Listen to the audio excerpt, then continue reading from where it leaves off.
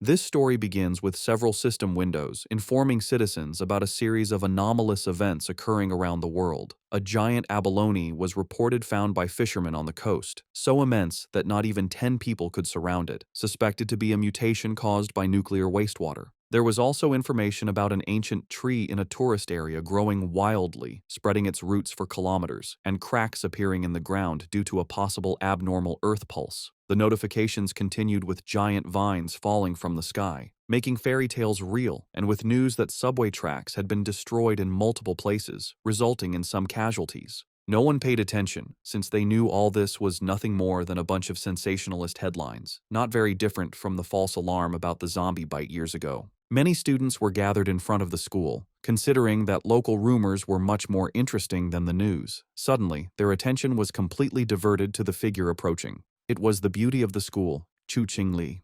Immediately, the crowd wondered if she was finally about to break up with her boyfriend. According to them, the relationship was nothing more than an act of charity on her part.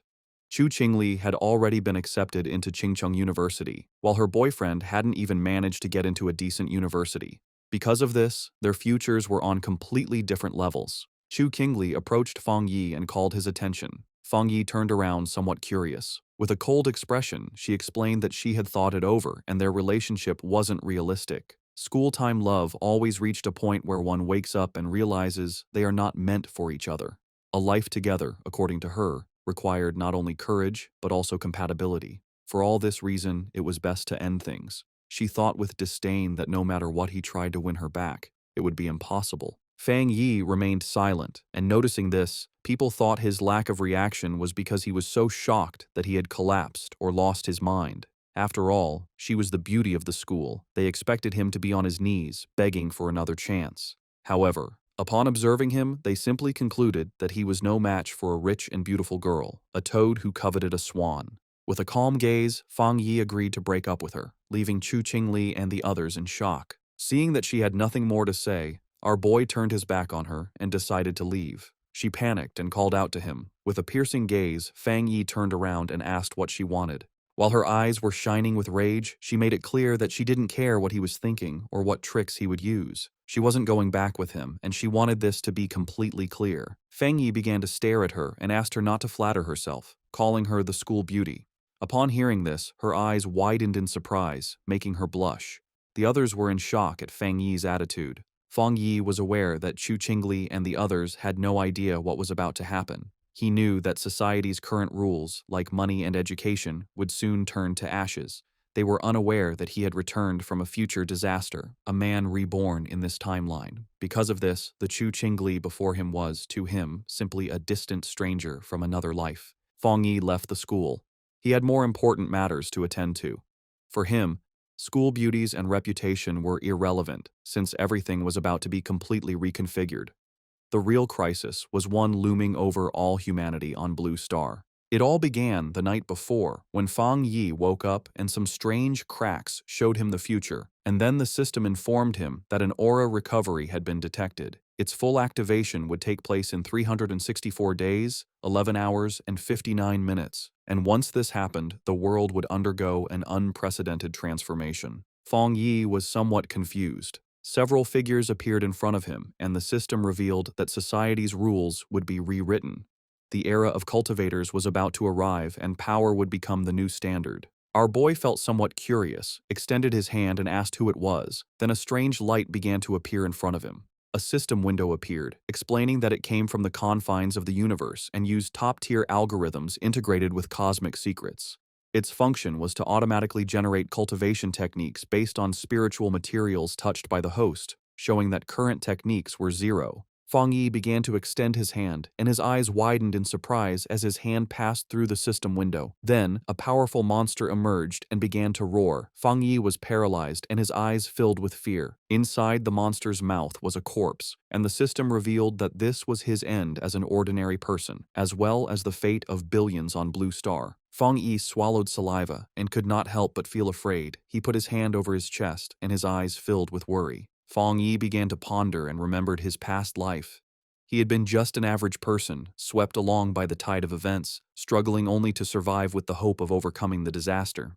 However, he witnessed the fall of his nation and the suffering of the people, and in the end, he could not escape from the mutated beasts. He remembered dying in despair, full of rage, and with a deep desire for revenge. His eyes began to shine with determination, as he thought that perhaps this was why he had been chosen by the system and brought back 1 year before the recovery of Aura. He began to extend his hand, knowing that at this moment, most people had no idea about the change that was coming. Fang Yi touched the fragments of the system and decided that he would use each anomaly caused by the aura to his advantage. The system began to initialize a new evaluation. The eyes of our boy began to shine as the system informed him that it had been successfully linked. A new path had been unlocked, and now everything in existence could be used as material. His mission was to collect powerful techniques and abilities to become a strong cultivator and save the world. In the city, people were informed that humanity now faced an unprecedented crisis. Answers could not be found in the past. The only option was to adapt with their own strength. Everyone was surprised, except Fang Yi. When he turned on his phone, he saw several notifications. He understood that the government neither confirmed nor denied the strange phenomena, limiting itself to telling people to prepare. This, he knew, was Jia Nation's subtle way of issuing a warning, since reports once considered mythical nonsense would never have gone viral in this way. His eyes filled with sadness as he began to remember the past. He knew that this indirect and silent approach by Jia Nation helped citizens remain calm and trust their country. It was a hard and slow method, but much more effective than the chaos and gunfire of neighboring nations. Then he remembered that the system had told him that he could use anything, which meant that he should go wherever anomalies occurred. His attention was fixed on the phone. It was the #1 trending news. The UV index at Qingcheng University had reached a historic record of the century. Because of this, a heat warning had been issued, urging new students to take safety precautions and use sunscreen. The students were somewhat confused, as they thought that even the best universities now resorted to sensationalist advertising. They considered this false, definitely a paid topic to be trending, since heat of that magnitude could kill people. Fang Yi looked up at the sky and saw that it was full of clouds, then activated the UV meter and saw that it was at 0. He was somewhat confused, as he didn't understand how the weather could be so different, since Qingcheng University was only 15 minutes away by car. Images of a blazing sun above the university were published, and students were informed that new student registration would continue, but they should avoid the North Gate due to the high UV index, as all other entrances remained open. Fang Yi couldn't help but smile. He knew that when anomalies occurred for the first time, most people only thought it was a publicity stunt, and only he knew the truth. His eyes began to shine with joy, as his first opportunity had arrived. Fang Yi changed clothes and went to Qingcheng University. Everyone was carrying umbrellas. It was so hot that the leaves of the trees had fallen. Our boy went to the north gate of Qingcheng University, the least crowded of all. He knew that something was definitely wrong in this place. Shiny ashes began to descend from the sky. While students were fleeing to avoid being scorched to death, Fang Yi's attention was fixed on it. He sat down and decided to touch it. Once his finger made contact, an intense glow began to emerge from it, and the system reported that it had detected an intense fluctuation in the Yang attribute, unlocking the data template of it. The energy began to enter Fang Yi's body, causing him terrible pain. An intense glow began to emerge from our boy's body. People covered their eyes to avoid going blind. They didn't know what was happening and thought they were hallucinating. The energy started burning Fang Yi's clothes, making him clench his teeth tightly. He put his hands on top of his head and started going crazy, not knowing if the system had finished compiling. He felt like he was about to die. The compilation was completed, and Fang Yi acquired a Yang attribute technique, the Golden Sun breathing technique. Later, it's the day for new students to register at Qingcheng University. Our main character's ex-girlfriend arrives at the registration area. A guy offers to carry her suitcase for her. Soon, more guys come over to try and get her attention, but she turns them all down, telling them she doesn't need their help. She looks over at a couple nearby with a sneer, but then a bright golden light flashes, surprising her and the other students. A voice on the loudspeaker tells everyone to stay away from the North Gate. The girl looks serious and decides to go see what is happening. At the North Gate, a huge burst of golden energy lights up the area. A dark figure appears from the smoke, giving off a powerful feeling. He takes a deep breath, and his eyes glow with a strong golden light. A screen pops up, telling him that he has created a new technique and earned 50 points. The guy looks at the screen and wonders what the points are for. He decides it's not important right now, but will probably be useful later. Time passes, and it is now night, with a strange-looking moon in the sky. The young man then starts to practice his new breathing technique.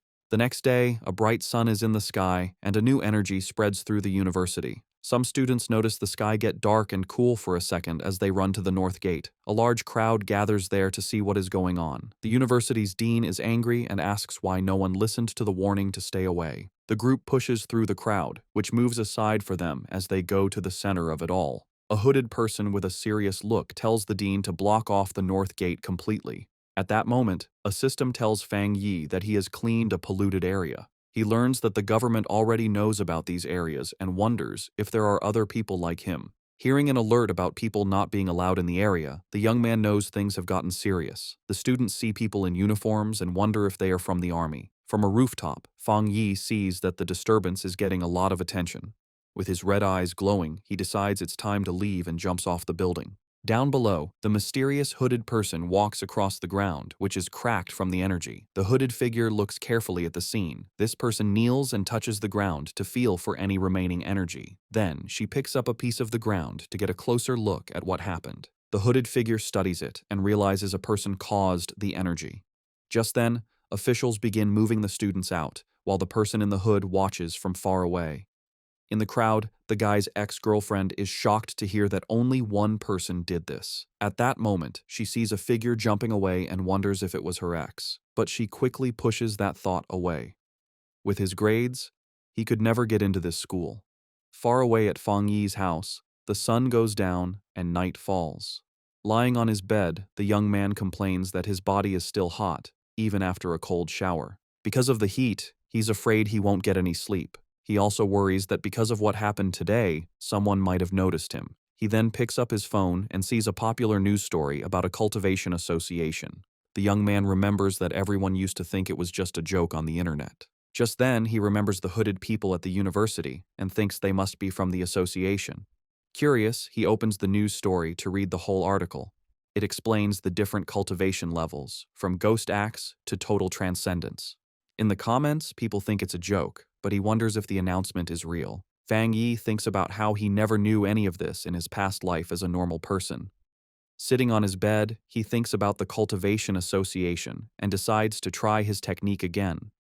He closes his eyes and focuses to start his training. In that moment, he begins to sweat as a strong, golden energy flows around him. He starts to float in his room, surrounded by a bright golden glow. A light shines on him. The first step is to strengthen his body to hold the power of heaven and earth. He successfully controls the energy and shapes it into a divine axe. His eyes glow brightly, and he smiles, feeling full of power. The system tells him he has reached the Dushui level and gives him 50 more points. The guy remembers the points and reads the screen, which says a new path is now open.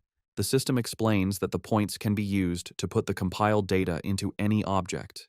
He thinks about the idea of putting power into an object and looks at his mug on the table. He holds his hand out toward the mug with a golden glow of power. The system asks if he wants to use 1 point to put the yang attribute on the mug. He realizes this is like enchanting an item to give it a special power. The young man thinks that if he did this to a weapon, it would become his own special item for fighting. He decides that having a powered-up weapon will be very important for what is to come. The guy then finds a small sword on his shelf and decides to try the power on it. He thinks that if the test works, he will buy a real weapon to be ready for the monsters. Suddenly, a strange noise from outside the building gets his attention in the middle of the night. Outside, a dark creature with huge claws is watching Fang Yi's apartment. With glowing red eyes, the strange creature shows its sharp teeth in the darkness. It looks like a giant demonic rabbit and gets ready to attack the building. But inside the apartment, the guy has no idea that danger is coming. Lying in bed, the guy feels uncomfortable from his new cultivation technique. With his red eyes, he wonders where the sound, which was like a rat, came from. He thinks the sound is not from inside or from the pipes, and it might be a neighbor's pet. Walking through the living room, he thinks that with his better hearing, it is normal to hear the neighbors. Then the guy focuses his hearing to listen more carefully to the strange sound, but he soon realizes something is wrong and becomes alert. Fang Yi goes to the door and comes face to face with the scary creature right there in the dark hallway. In the hallway, the strange creature with red eyes appears and glares at him, ready to attack. He is startled and recognizes the mutated beast. A memory from his past life scares him. At the same time, a drone flies over the city at night, showing that others know about the danger. On top of a building, a girl complains that they still have not caught the rabbit that ate a rare fruit. With a lollipop in her mouth, the young woman seems very calm and confident about the mission. She then orders her team to keep sending her updates about the target she is hunting. After that, the mysterious girl jumps from the top of the building to begin the chase. Falling very fast, she moves with ease between the huge city buildings. Suddenly, the young woman feels the mutated beast's power and realizes she is getting closer to it. With her eyes glowing, she finally finds the creature and gets ready for a fight. The mysterious hunter lands hard on a rooftop, moving with amazing skill. Running down the side of a building, she gets the order to chase the target no matter what.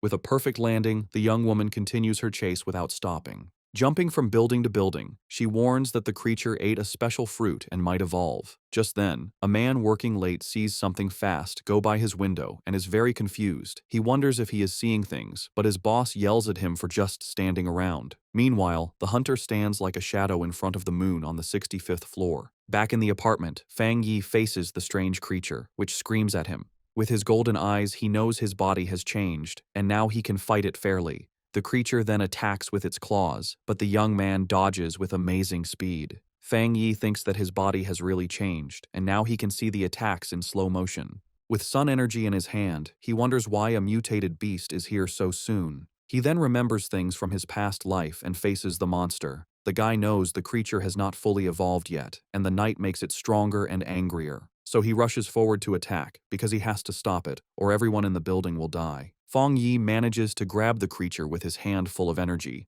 With surprising strength, the guy bites the strange creature without any fear. He holds the monster tightly, and his golden eyes shine with a cold, focused look. Then the young man spins the creature in the air and realizes its tail is its weak spot.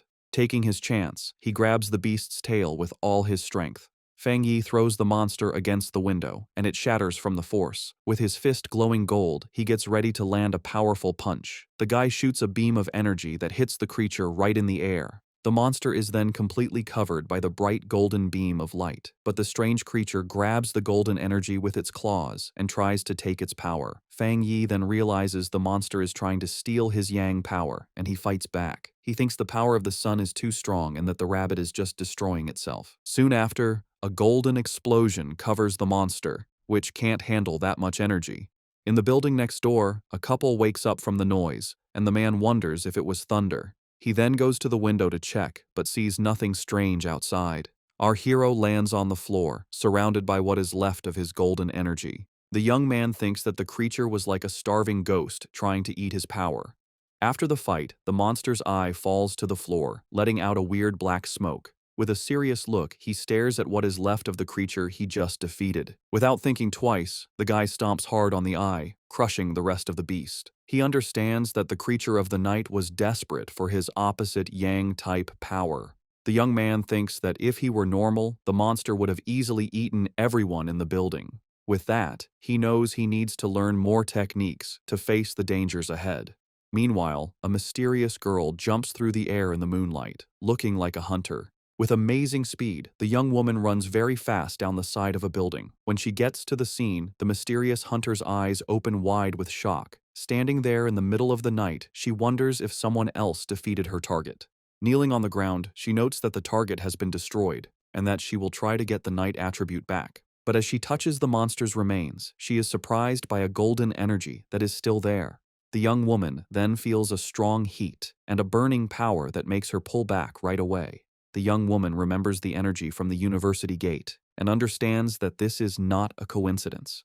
After this discovery, the girl turns on her communicator with a serious and determined look. She tells her base that the target was taken out by a powerful new forerunner with a special ability. A voice on her communicator asks if the same person cleaned the gate and killed the rabbit. A man confirms they have no information on this person, and that the association must recruit him. The silver-haired girl agrees with the plan. She then carefully puts the small flame of energy into a container on her clothes. Her boss tells her to stop her other missions and focus on finding the new forerunner. At that, the mysterious hunter calmly unwraps the lollipop she was holding. The young woman puts the candy in her mouth and says she understands the new order perfectly. But before she starts the mission, the girl says she first needs to get some milk tea to relax. A voice on the communicator wonders who this mysterious person with so much power could be. The young woman agrees that the president was right and that she needs to meet this powerful master. Feng Yi's day starts with the sunrise. He stretches, ready to train. He knows waking up early is good for his power, so he prepares for another session.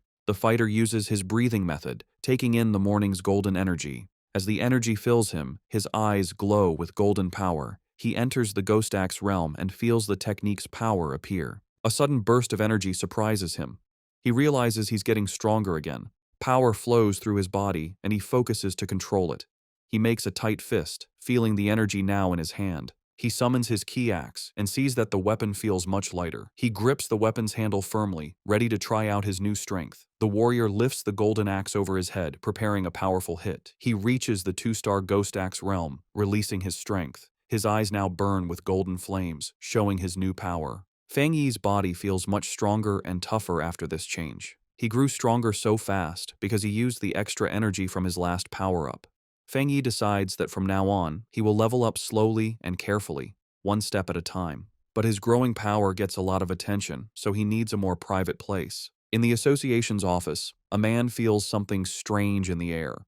He sees the change in the sun's energy and wonders if it's the new guy again. Feng Yi finds a quiet spot by a river to continue his plans. A system screen appears, and he confirms he will add a special quality to his weapon. He remembers trying this with another item, but it couldn't handle the power. This time, the new blade works with his energy, making a strong connection. A system message confirms the item encoding worked. Excited by his new weapon, he gets ready to test its amazing power right away. The test result shocks him with the incredible power the sword let out. A huge golden beam of light shoots from the blade into the sky. The warrior lands with his sword in flames, feeling the power flow through him. He almost starts a fire with that swing and sees how dangerous his strength is. The smoke from the attack is big, so he knows he was seen and needs to leave. A girl is running fast toward the smoke he left. She complains that she stepped away for a moment and missed everything. Suddenly, the young woman stops. She sees that the river is actually boiling. The agent flies over the damaged area, wondering what the new guy did to the place. She can already imagine being told off, since everything has gone wrong since he appeared. Just then, a golden flash in the distance catches her eye, and she becomes curious. The hunter is shocked by what she senses. This shouldn't be possible. His power level jumped from 1 star to 2 stars, and he even made a spirit weapon. The association only has 2 of those weapons, and the way to make them isn't fully known. The girl gets suspicious, wondering how he got this kind of power by himself. But she thinks she must be wrong and decides to start cleaning up the mess he made. Far away, Feng Yi thinks about how his weapon now has the Yang attribute, but he wants more. The system can encode anything, so he plans to add more qualities to the blade. Suddenly, his phone buzzes. He has a message from someone he doesn't know. He completely forgot about being private, and now a stranger is inviting him to a pioneers group. He's shocked to learn that official members must be at least Ghost Axe realm level. The stranger talks about a new pollution zone and invites him to a group hunt. He asks for the location, and the stranger sends a file about the lava dragon of the Shadow River. The zone has lava, and the same Yang attribute he has, so Feng Yi decides to accept the invitation. Far away in the Binmu district, a group is waiting for old Li's friend to arrive. One member says the girl's map was so good, he got there easily. The blonde girl thanks everyone for coming and tells them they need to work together. She is from the Cultivation Association and is disappointed that the pioneers here aren't very strong. What many don't know is that the Cultivation Association is a government group. Getting into the group was hard and required her family to ask for favors, so she hates to fail. Just then, one of the explorers sees the newbie arriving and calls him by his name, Fang. Feng Yi makes a strong entrance with his new sword and introduces himself to the group. The agent is startled by his power, but sees his aura isn't scary, but warm. Since the team is all there, the leader gives the signal, and they go toward the cave entrance. Feng Yi decides to go first and asks the blonde agent to take care of the light. The group walks through the cave, and one of them warns Fang about the loose rocks. They think it's strange that the place isn't very hot yet. Feng Yi reflects on how quickly the team accepted him and feels that their friendship is real in these hard times. Feng Yi keeps moving forward, and the ground under his feet starts to change color, showing that danger is near. Suddenly, they get to a huge opening and are amazed to see a river of boiling lava right in front of them. Without hesitating, Fang rushes toward the danger and the blonde agent yells at him not to be so reckless. To everyone's surprise, the warrior pushes his sword right into the lava. The explorers panic and scream for help. A fiery explosion throws the team back, and Fang Yi's system detects a worldwide problem and starts to analyze the information. As he plunged his sword into the lava, Fang Yi's system analyzed the anomaly, revealing a new power, the inner flame, with an extremely high internal temperature and explosive properties, and the scarlet flame sword technique, which unleashed its power when the blade was drawn, coating it in fire and lightning. Resolved, Fang Yi gripped his sword. His eyes and the blade glowed with fiery power, a perfect technique for his Tang sword. Below, the other explorers, thrown back by a previous explosion, watched in amazement as Fang Yi stood unharmed in a vortex of fire. Realizing his weapon was absorbing the lava's power, Fang Yi then used his script points to permanently embed the scarlet flame attribute into his sword, which now burned with energy. When the flames subsided, his teammates concluded he had suffered a small cultivation accident and had recovered. The group was euphoric, noticing the cave's spiritual energy had stabilized. One of them celebrated being able to absorb it smoothly, while another, on the verge of beginning his cultivation path, excitedly shouted Xiaoya's name. The blonde agent, Xiaoya, encouraged them to train while she kept watch, and the team thanked her for the opportunity. The peace was interrupted when Xiaoya detected figures approaching the entrance, warning that other pioneers were arriving. 3 muscular men entered, led by one with an eye patch and glowing red eyes who arrogantly declared the resource-rich land was now theirs. Xiaoya grew worried, recognizing all 3 newcomers were at the 1-star Ghost Axe realm, a level her team couldn't challenge. Despite the danger, Xiaoya tried to reason with them, politely stating they had arrived first and even offering to let them join. Her diplomacy was met with contempt. The eye-patch-wearing leader mocked her low level and ordered them to get lost or face the consequences. Xiaoya's expression hardened. She reflected on the harsh reality of survival of the fittest in this new era, but as a member of the Xia Nations Association, she decided she couldn't allow this injustice. Just as the confrontation was about to escalate, Fang Yi stepped between Xiaoya and the hostile leader. With his sword ignited, he coldly asked the large man if he had nothing better to do than bully a young woman. The eye-patch-wearing leader was left stunned and speechless. Without hesitation, Fang Yi unleashed a single, devastating swing that created a fiery explosion, sending the 3 aggressors flying. The force of the attack startled Fang Yi's own teammates from their meditation. He remembered the tragedies caused by those who followed the survival of the fittest principle, knowing only overwhelming force would work on such people. To make his point, Fang Yi drove his blade into the ground in front of the rival leader. Surrounded by an immense golden aura, he coldly ordered them to scram.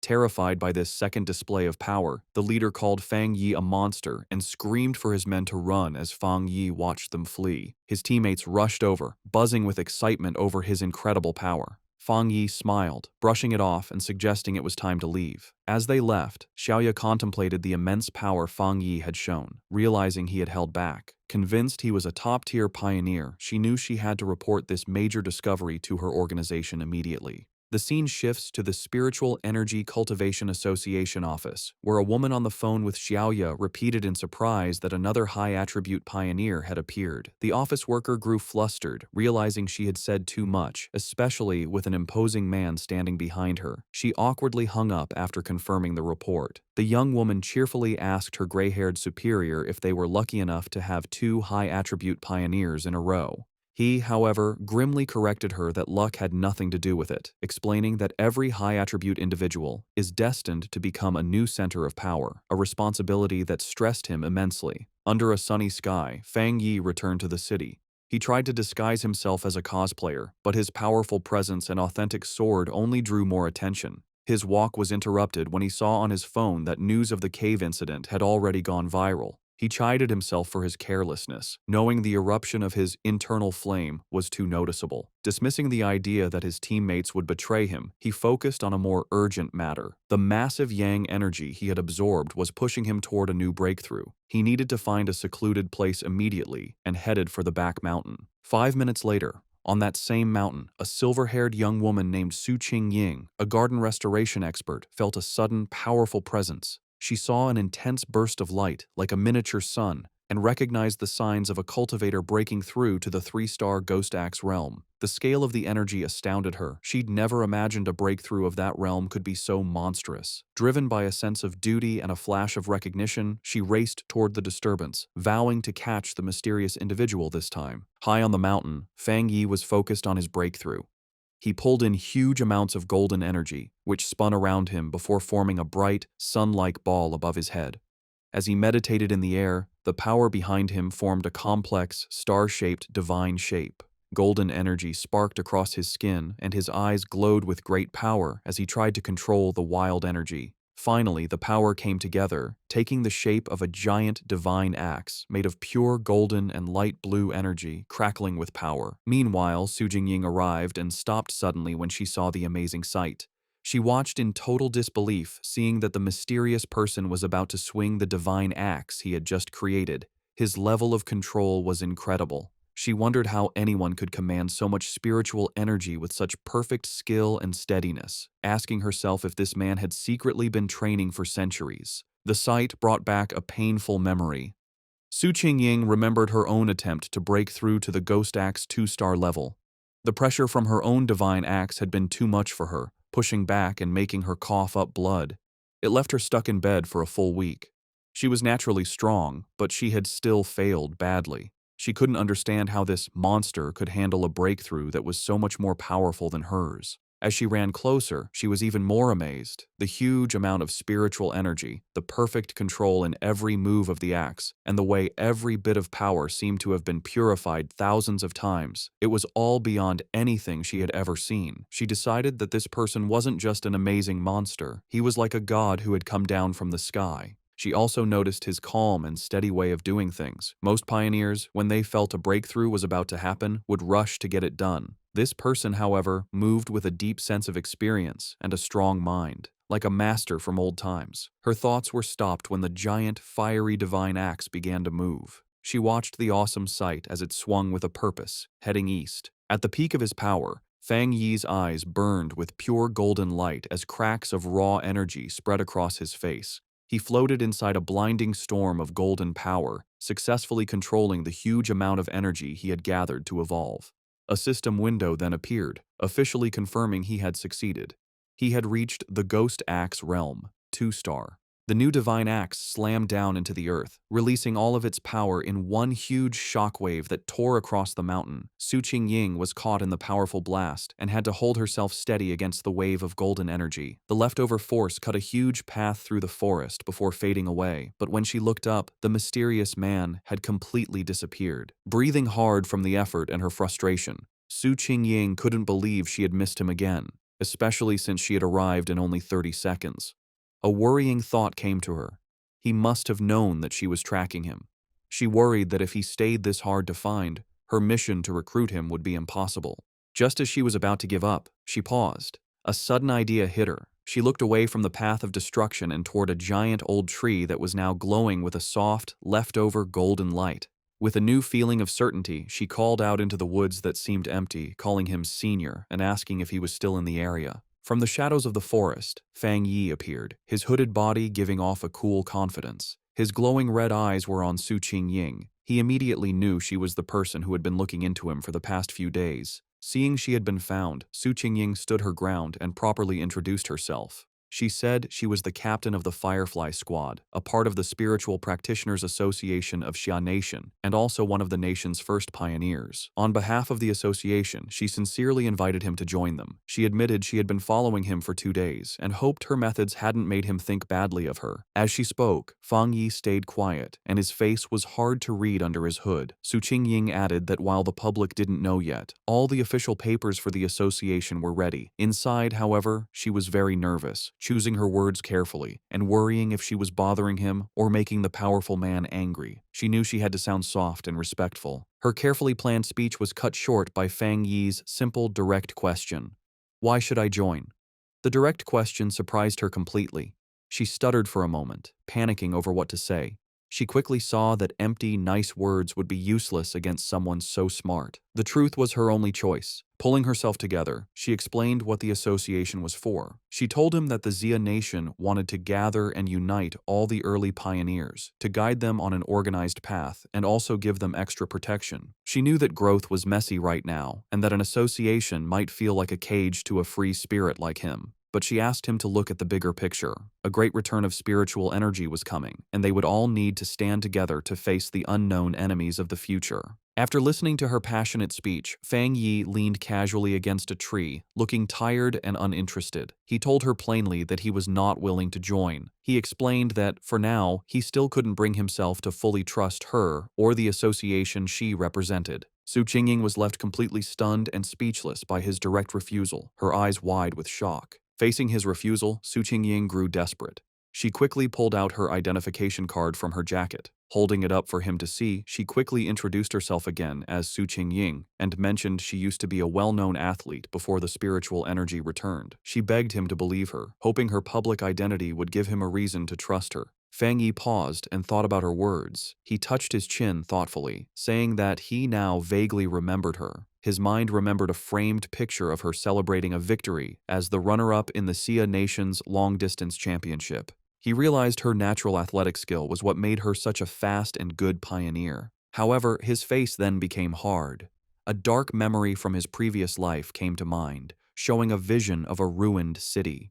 He knew that in his original timeline, the Xia Nation's work, including the association, had failed in the end, leading to the end of humanity. Now that he had returned with his system, he knew he had to be part of the solution, but joining the association at this point was not the right move. Putting on a more thoughtful look, he looked back at a hopeful Su Qingying and confirmed that he did remember her. He told her he would think about her offer, and before she could answer, he jumped into the air and sped away from the spot. Just as quickly, he reappeared right behind a startled Su Qingying. He gave her a firm condition. She must keep his location a secret from everyone for now. In his mind, he studied her respectful behavior and guessed that the association was careful about upsetting powerful pioneers who weren't with them. He saw this as a weakness he could use. Su Qingying suggested a deal. She explained that the association had detected the energy from his breakthrough and that she had to file a report. She suggested sending a report that was a mix of truth and lies to protect his identity while keeping her bosses happy. After a moment of thought, Fang Yi agreed to her plan. Su Qingying tried to call out to Fang Yi as he agreed to her plan, but in the blink of an eye, he was gone. She ran down the mountain slope after him, but it was no use. Tired and annoyed, she walked alone on a forest path, muttering in frustration about how many times she had failed to catch him and how he was now trying to avoid her.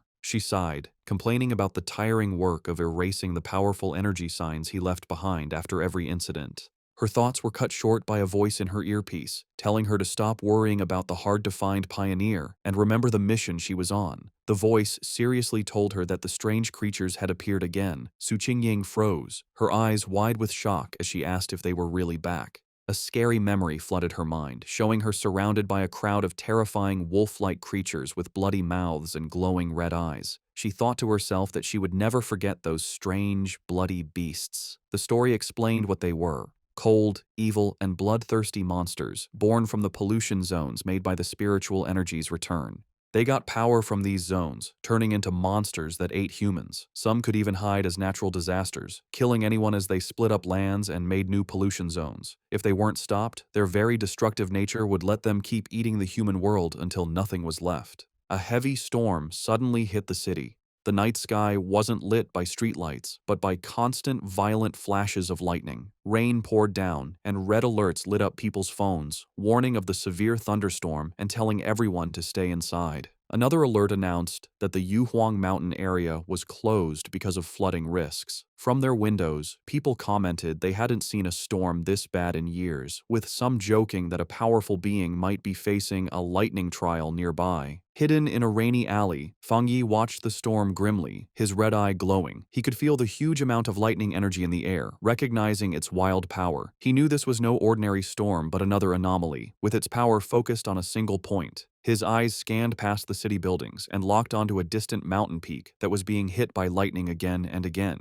He had found the center of the storm. Without hesitating, Fang Yi raced into the downpour, leaping across rooftops as he sped toward the mountain. When Fang Yi reached the base of Yuhuang Mountain, his system immediately confirmed a pollution zone was detected. He looked up at the peak, but instead of its usual beauty, he saw a grim scene with skeletal remains scattered among twisted trees. Another system notice added to the danger, stating the pollution level was unknown. Still, Fang Yi moved forward without hesitating, walking into the dark, stormy woods with a determined look. As he got closer to the center of the storm, he saw a massive bolt of blue lightning strike the mountain's summit, lighting up the whole area. He had found his target. Inside the Spiritual Practitioners Association's command center, officials held a tense meeting. A large screen showed a vortex of blue energy over a mountain peak. An official reported that the danger on Mount Yuhuang was rising quickly, so they had to close it off and call it a new contamination zone. The grim-faced association leader said the situation was so critical, he had to pull Su Qingying from another important mission. He asked her to report on what was happening. Su Qingying told the officials that it was currently impossible to climb the mountain, as the unstable thunder energy was about to explode.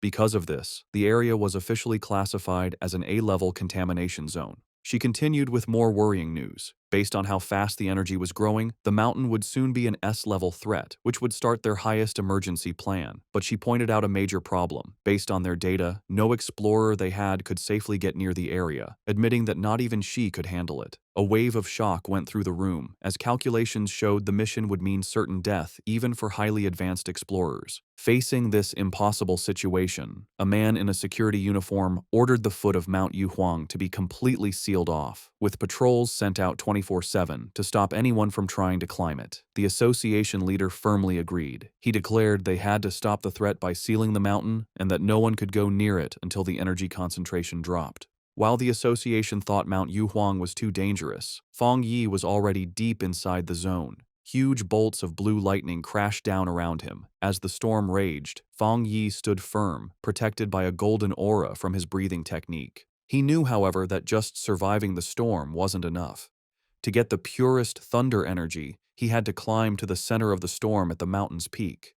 His decision was fueled by dark memories of the past. He knew that the creatures they faced now were just the beginning, and even more terrifying monsters would appear in the future. He realized that his current fire-based powers were not enough for the challenges to come. He had to become stronger himself, not just rely on his weapon. Surrounded by the lightning, Fang Yi saw a rare and perfect opportunity to use the thunder energy to strengthen his own body. Fang Yi knew if he didn't take this chance to get stronger, he would face certain death from the disasters to come. His eyes glowing gold, he drew his flaming sword and, with a defiant roar, plunged it directly into a massive bolt of blue lightning. The wild energy surged through him, causing terrible pain, but his face remained determined. His body shook violently as the electricity coursed through him. He realized this thunder power was like a divine punishment, actively fighting against him. The storm was furious that he had entered its territory and seemed to demand that he give up. Staring at the chaotic sky, he wondered how he could possibly make such a raw force obey him. Then, he had an idea. He calmed himself and remembered his system's rule. To get a power, he had to touch the energy source. A golden aura exploded from him as he unleashed his golden sun breathing technique, determined to fight through the storm. With a loud roar, Fang Yi pushed forward, using his flaming sword to cut a path through the storm of blue lightning. The clash of his golden energy against the raw storm created a huge, chaotic explosion. Blood trickled from his mouth from the strain, but his eyes burned with determination. He knew this was a desperate gamble where he had to push himself to his limit, facing death in order to live. Finally, after a hard struggle, he reached the peak. He plunged his sword into the ground, cracking the rock as he arrived at the center of the storm. Here, the power was even more terrifying, a violent flood of thunder energy that made it hard to even breathe. He felt the storm's full attention on him and realized it no longer just wanted to push him away, it wanted to kill him. As if to prove it, the storm gathered its full power and shot a single, massive beam of white-hot lightning directly at him, an attack meant to completely destroy him. As Fang Yi faced the storm's final attack, his system activated, detecting a powerful thunder attribute and starting to process it. Far below in the city, people watched from a tall building, amazed. One man taking a photo had never seen lightning so big. Another wondered if a god was going through a trial, even thinking he saw a person in the sky. At the mountain's peak, the fight ended in a brilliant explosion. Feng Yi had won. A system message confirmed it, announcing he had obtained refined divine thunder power and could now summon heavenly lightning to make his body godlike. He was rewarded with 5 writing points. Feng Yi now floated in the air, surrounded by blue lightning and his golden aura. He understood his new power. The thunder attribute was a top-tier force for both attack and defense. Unlike his sun power, which was mostly for defense, the thunder could refine his body and turn it into intense energy. He decided that the thunder was now his spear and his shield. He also realized the power wasn't just about destruction, it was also about purification and rebirth. He could feel the energy strengthening his bones and muscles without any pain. The system then offered him an upgrade to punish evil, which would grant him double critical damage, asking if he wanted to use writing points to get it. Landing softly, Feng Yi thought about what to do next. His first thought was to put this new thunder power into his Tang sword. He considered it carefully. While it would make the blade stronger, he worried it might mess with the purity of the sun attribute already in it. He also knew that putting too many different powers into one item could damage or even destroy it. Suddenly, he had a brilliant idea. Looking at his hand, he decided to do something different. He would implant the thunder attribute directly into his right hand. The system immediately responded, asking if he wanted to put the thunder attribute into the chosen item. A confident smirk appeared on his face as he gave the command. Instantly, all the wild blue lightning in the air rushed into his right hand as he claimed the storm's power for himself. The next day on the storm-damaged peak of Mount Yuhuang, the immediate danger was gone. Below a cliff, Su Qingying and an army officer named Major Han Li stood over numerous figures in body bags. Su Qingying reported that the contamination zone's energy had strangely dropped from its most dangerous level to a mild level in just 3 hours, though some electricity was still in the air. Major Han Li listened and immediately figured out what had happened. Someone had been there. It was a seeker, a person who actively looks for these dangerous events. Su Qingying was shocked, wondering if another seeker was involved and if they could have survived. She knelt and looked for clues but couldn't sense anything, guessing that the heavy rain had washed away any evidence. She concluded that the seeker must have left the mountain safely around 8 p.m. the night before. Major Han Li agreed with her timeline. The strange event began around 6 p.m., and the army sealed the mountain at 7 p.m., so the seeker must have climbed the mountain before it was closed. He noted that their instruments predicted the danger would reach grade S, but after 8 p.m., the energy suddenly dropped. Standing where the lightning had been strongest, the major added his own theory. He believed the seeker not only survived the lightning, but probably had a thunder-related power, turning the disaster into a great opportunity. He concluded this person was the direct cause of the sudden change. The major then shared his biggest worry. People like this were the most dangerous because they didn't know whose side they were on. Su Qingying agreed, adding that if such a powerful person was a threat, the disaster they could cause would be huge. They had to be found quickly. Miles away, sitting on his couch and unaware of the military operation now focused on him, Feng Yi let out a sudden, loud sneeze. Back on the mountain, Major Han Li made his decision. He gave a firm order to his troops. Find this person immediately, at any cost. As his command was given, he assigned the mysterious target his temporary codename, the Tyrant.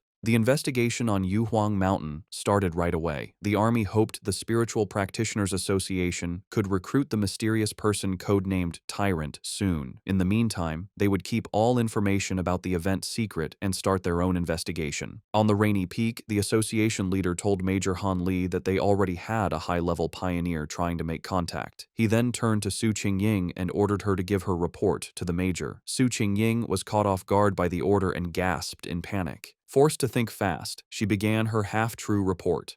She connected the current incident to the pioneer who had recently cleared the pollution zone at a local university. Inside, she was panicking, terrified she would say something wrong and reveal her deal with Feng Yi. She explained that she had been trying to contact him, but he was hard to find. She mentioned finding the body of a mutated rabbit he had killed and correctly identified his Yang Flame attribute from the evidence. She finished by promising to do her best to get close to him and find out how he had cleared the university's gate. She silently prayed for help, knowing that mixing truth with lies was her only way to make her story sound real. Major Han Li listened closely, thinking about what a pioneer with a Yang Flame attribute meant. He seemed happy with her report and thanked her for her hard work, calling her a talented young pioneer. Su Qingying gave a sharp salute and replied that it was her duty. With the meeting over, Major Han Li mentioned they would release fake news about natural disasters to hide the event from the public. He also said he disagreed with posting spiritual energy information online where bad people could use it. As the officials talked, Su Qingying quietly sighed, relieved that the tough questioning was finally over. Back at his home, Fang Yi used his golden sun breathing technique to easily dry his white hoodie, making it glow with a warm light before holding it up, perfectly clean and dry. After putting it on, he checked the changes in his body. Even after adding the powerful thunder attribute, he could still feel a clear difference. He looked down at his right hand, which now sparked with blue lightning. It had completely changed, becoming the strongest part of his body and getting a huge boost. As he flexed his fingers, making small balls of lightning appear, he could feel that he was close to another upgrade. What surprised him most was how the once wild thunder attribute had become as calm as a kitten after being added to his body, letting him control it freely. He compared this to the terrible pain he felt when he first unlocked the Yang attribute, and wondered if the energies got weaker during the process. Remembering the system told him this new power dealt double damage to strange and evil creatures, he was eager to test it. His thoughts were broken by a sudden alert from his phone on a nearby table. He picked it up, wondering what was happening now. He had set up special news alerts after the last incident, knowing that in these crazy times, the government would issue warnings to protect people. For a pioneer like him, however, these warnings were more than just notices of danger. In every crisis, there was a chance to grow stronger, even if it meant risking his life. As Fang Yi thought about what to do next, he looked at the major news alert on his phone. The report said a huge explosion had just happened inside a chemical plant, causing a lot of pollution in the city. The official story said no one was hurt and told people to stay calm, but Fang Yi was suspicious of an event this big. He checked online forums, where people who saw it happen gave a much scarier story. People who lived nearby described a super creepy feeling they couldn't explain. One person asked if it was a cold, evil aura, and another quickly agreed. While many were doubtful, the overall feeling was one of dread and fear. The words cold and evil aura felt familiar to Fang Yi. Suddenly, a terrifying memory from his past life came back. A bloody hand and a horrible monster. He remembered hiding in fear from a giant, red, demonic beast as it destroyed everything around it. The creature, a gross, multi-eyed rat-like monster, was a threat he knew too well. Back in the present, he looked serious. He remembered the nature of these creatures. They were plants or animals that changed in a strange way after becoming self-aware, their power going wild and giving them terrifying hunting and killing abilities. They loved to appear in the dark of night. Realizing this new threat was 100 times more dangerous than the mutated rabbit he had fought before, Fang Yi knew he had to do something. Clenching his fist, which sparked with his new blue lightning, he decided he would go out that night to stop these creatures from surviving and getting stronger. Standing up, he was surrounded by blue electrical energy. It was time, he decided, to test his new 200% critical hit ability in a real fight. On a dark and stormy night, rain fell on the empty city streets. As a traffic light changed, a blur of motion sped across the wet road, a squad of cloaked figures moving with amazing speed. These were the members of the Destroyer Squad, and they were hunting. One member reported to their headquarters that they were tracking Anomaly File Number 7, codenamed Candle Knight, but had lost the target. The creature's known ability was to blend into the darkness, making it very hard to follow. The squad member added new, scary details to the file. The anomaly made a faint sizzling sound when it was close and liked to eat humans. As lightning lit up the sky, the squad landed on a rooftop to look over the city. Their leader, a determined man with light hair and a scar on his face, knew the stormy weather was perfect for the creature's hunt. He said with grim certainty that they could not let that happen. Miles away, in a busy command center, an operator got the updated information. He confirmed the new data for File 7. Candle Knight had been submitted. The situation was serious. An extermination request was filed as a high priority, with a goal to solve it in 12 hours. The order came back from headquarters. The Destroyer Squad was to keep chasing the target, but their own safety was most important. The team immediately started the chase again, leaping from building to building through the rainy city. The squad leader paused, looking at a glowing holographic map of the city full of red markers showing active anomalies. He knew that a 12-hour response time wasn't fast, but it was the best headquarters could do.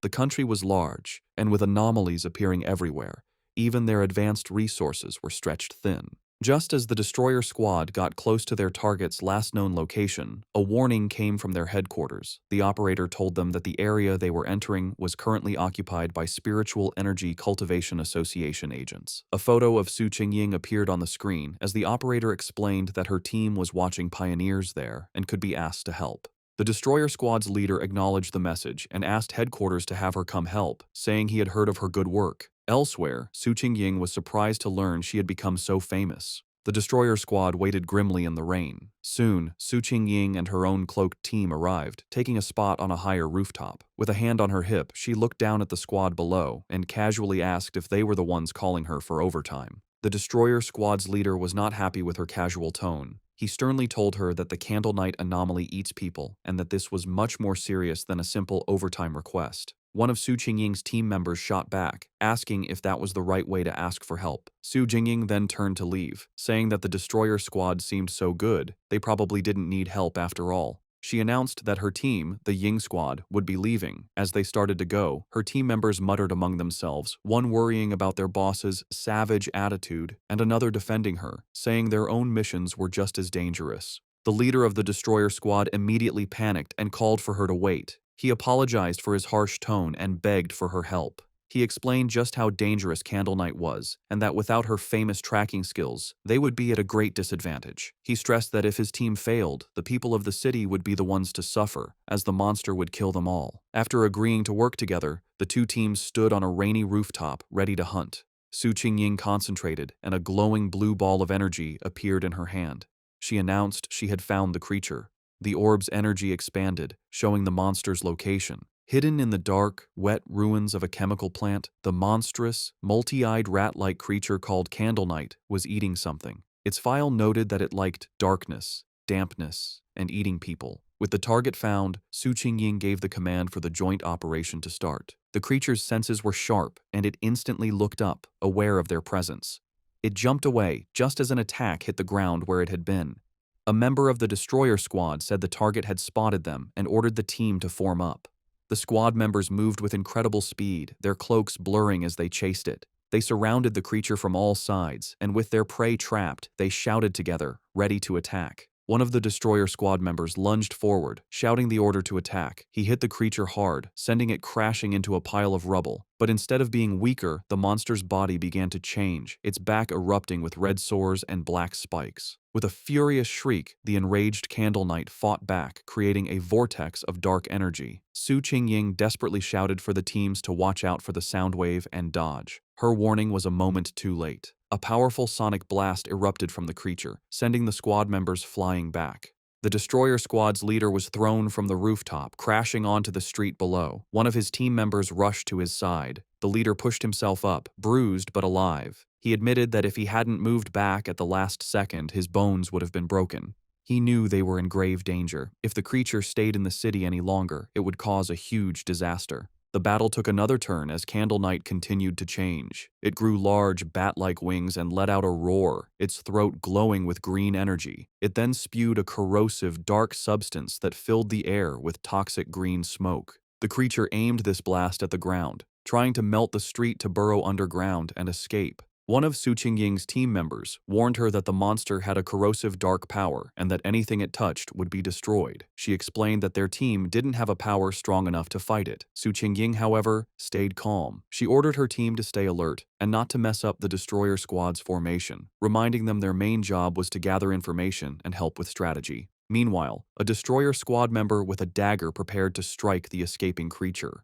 Suddenly, a pair of menacing red eyes glowed from the darkness. The winged Candle Knight lunged forward, narrowly dodging an attack from a leaping squad member. Enraged, the destroyer squad leader yelled at his team not to let the monster escape. The winged creature flew through the city streets, chased by the cloaked members of the Ying squad. From a high rooftop, Su Qingying and two of her team members watched. Suddenly, she sensed a sharp increase in spiritual energy from the creature's direction. Realizing something important was about to happen, she ordered her team to stay outside while she followed it in by herself. The chase led them to a large, dark, abandoned factory. Inside, Su Qingying said she would scan the area's spiritual energy. The destroyer squad's leader noticed the advanced watch on her wrist. She confirmed it was a new device from the association, explaining that the watch showed the energy level a squad could safely handle was 50. Candle Knight's reading had been just 48. Suddenly, the device on her wrist began to flash wildly, the reading shooting past 80. Su Qingying shouted that the energy levels were going crazy. At that moment, a massive, shadowy form with glowing green eyes appeared in the rafters above. They had been led into a trap. Su Qingying realized with horror that there was more than one creature in the factory. The shadowy, monstrous face of a new creature loomed behind them. The destroyer squad's leader panicked, yelling that they needed to retreat immediately. Taking charge, Su Jingying suggested a tactical retreat toward the main door to force the hidden enemy to show itself. She fired a blast of energy to clear a path, shouting for her team to follow. But before they could escape, she cried out in pain and collapsed, her senses overwhelmed by an invisible poison gas. Su Jingying suddenly found herself alone in the vast green darkness of the factory. She called out to her team, but no one answered. She knew they were nearby, but the poison had made them unable to sense her. Putting the pieces together, she realized the full trap. Candle Knight had led them to this factory, which was the territory of a much more powerful creature, a giant serpent she had only faintly sensed earlier. As if summoned by her thoughts, the huge, armored head of a shadowy serpent with glowing green eyes loomed over her. She now understood that unlike Candle Knight's simple dark power, this creature's black mist was a strong poison, and they had been breathing it in since they arrived. The gas worked silently, paralyzing its victims while draining their spiritual energy. Fighting back would only use up their power faster, leading to certain death. She could feel her own spiritual energy was almost gone, and without it, she knew she would soon be another victim. As she collapsed to the floor, her strength gone, she despaired at the terrifying intelligence of a creature that was just playing with them. She closed her eyes, wondering if this was the end. Lying defeated on the factory floor, Su Qingying saw a single ray of light cut through the green darkness above. A flicker of hope appeared in her eyes. Suddenly, the factory ceiling exploded inward, and a blinding light filled the room. Her eyes widened as a figure came down from the blast. It was Fang Yi. He landed gracefully in the rubble, his hooded figure standing out against the glowing hole in the ceiling. He stood before the giant serpent, immediately identifying it as a dark attribute creature. Without warning, the serpent lunged, its massive fangs aimed at him. At the same time, the Candle Knight monster burst from the shadows, attacking from behind. Fang Yi dodged the serpent's attack and came face to face with the growling rat-like beast. As the two creatures closed in, he finally understood the full trap he had walked into. In a shocking move, Fang Yi let the Candle Knight monster bite his shoulder. As blood splattered, he noted their surprisingly smart tactics, one creature for luring prey, the other for killing them. He taunted the beast latched onto him, asking if it enjoyed biting people so much. In response, he unleashed his new power. Bright blue lightning erupted from his body as he challenged the monster to taste his thunder property. At the same time, he fired a massive beam of golden solar energy from his free hand, which hit the lunging serpent head-on. Now, covered in crackling electricity and free from the stunned rat creature, Fang Yi turned his full attention to the serpent, unleashing a flood of golden flames as he challenged it to see how well it could handle fire. The giant serpent lunged with a furious roar, its huge mouth open to eat its prey. With amazing agility, Fang Yi dodged the attack, flipping through the air while swinging his glowing golden sword. As he landed, he coolly told the monster to look at his blade, a clear challenge to the giant beast. The serpent seemed to pull back, cautious of the glowing weapon. Seeing his chance, Fang Yi counterattacked. Leaping through the air, he delivered a powerful slash to the serpent's face, his sword covered in the crackling blue energy of his thunder power. The force of the blow was huge, but the result wasn't what he expected. Instead of crushing its skull, the creature's head split down the middle, revealing a second identical head underneath as if it were shedding its skin. Fang Yi landed on his feet, his eyes wide with surprise at this strange development. The creature's split head then pulled apart completely, shedding its outer layer to reveal its true, healed form. As green energy pulsed in its neck, Fang Yi knew the fight was far from over. The serpent reacted with shock and pain as the leftover thunder energy from Fang Yi's sword ran through its body. It roared in fury as the electrical energy grew stronger, overwhelming its dark power. Watching the creature twist in pain, Fang Yi gave a small, confident smirk. He knew he had the advantage, as he had already sensed this serpent's dark aura was stronger than Candle Knight's. He then revealed his clever plan. When he attacked with his sword, he had held back the full force of his fire. Instead, he had used the blade to carry and channel the thunder power from his hand directly into the snake's body. He compared the two creatures, realizing this serpent was a far more dangerous and evolved monster than Candle Knight. Suddenly, he felt a sharp pain in his shoulder where the rat creature had bitten him. He hissed, looking down to see strange purple snake scales growing from the wound. He understood immediately. Just as he'd thought, this was a smart, mutated species. Its poison, delivered by its partner's bite, had a paralyzing effect that let it kill silently. He could feel a sharp pain from the wound, but he also felt his Golden Sun breathing technique working to fight the venom. With a determined look, he knew he had the perfect counter. The Yang Flame power could dissolve the poison, the Golden Sun technique would protect and heal his body, and the Thunder power would purify anything left. As the energy from his powers pulsed through him, Fang Yi recognized the benefit of his combined abilities. The mix of his Yang Flame and Thunder powers now gave him a clear pain signal to any poison, acting as an early warning system. He knew he was lucky. For others, the serpent's sneaky poison would have been impossible to cure. He guessed that for the serpent to have grown so large, it must have relied on surprise attacks. He thought of the monster's den, filled with the skulls of its victims. With Candle Knight acting as the perfect bait, the two creatures had become a deadly trap even for top pioneers, which explained why so many had disappeared. But in the end, it didn't matter. As he watched the creature's huge skeleton burn to ash in his holy fire, he knew its reign of terror was over. Standing before the fire, Fang Yi felt satisfied. His inner flame was powerful, but the triple critical hit from his new thunder power had sealed his victory. He felt confident that his fighting skills were now pretty good, even compared to other high-level pioneers. He stood silently for a moment, watching the flames burn the last of the monster. Just as he was about to leave, he paused, reaching out his hand as if he sensed something. His eyes narrowed. He wasn't alone. Someone was still there. He turned just in time to see a figure stumbling out from the smoke, coughing from the ash. It was Su Qingying. She stood silently, covered in soot and clearly tired, but she was alive. As the smoke cleared, Fang Yi found himself looking at the unconscious members of the other squad, with Su Qingying sitting among them. He recognized her as the agent from the association and coolly told her that there was no need to pretend. He added that her playing dead act needed work, which surprised her. Embarrassed, Su Qingying covered her face. Realizing this was the same powerful pioneer she had been tracking, she tried to make an excuse, claiming she woke up from the smell. Fang Yi, however, wasn't fooled. He complimented her, pointing out that while her teammates were out of energy, she was strong enough to keep a small reserve to protect herself. If she had really been unconscious, he explained, she wouldn't have been able to smell anything. Flustered, Su Qingying could only offer an awkward thank you. In her mind, she was amazed. He had seen right through her. She had indeed kept a bit of spiritual energy for protection. She had no idea how he had beaten both Candle Knight and the giant serpent all by himself. Noticing her embarrassment, Fang Yi's tone softened. He told her she didn't need to cover her eyes and that he only asked her to be honest with him and keep his identity secret.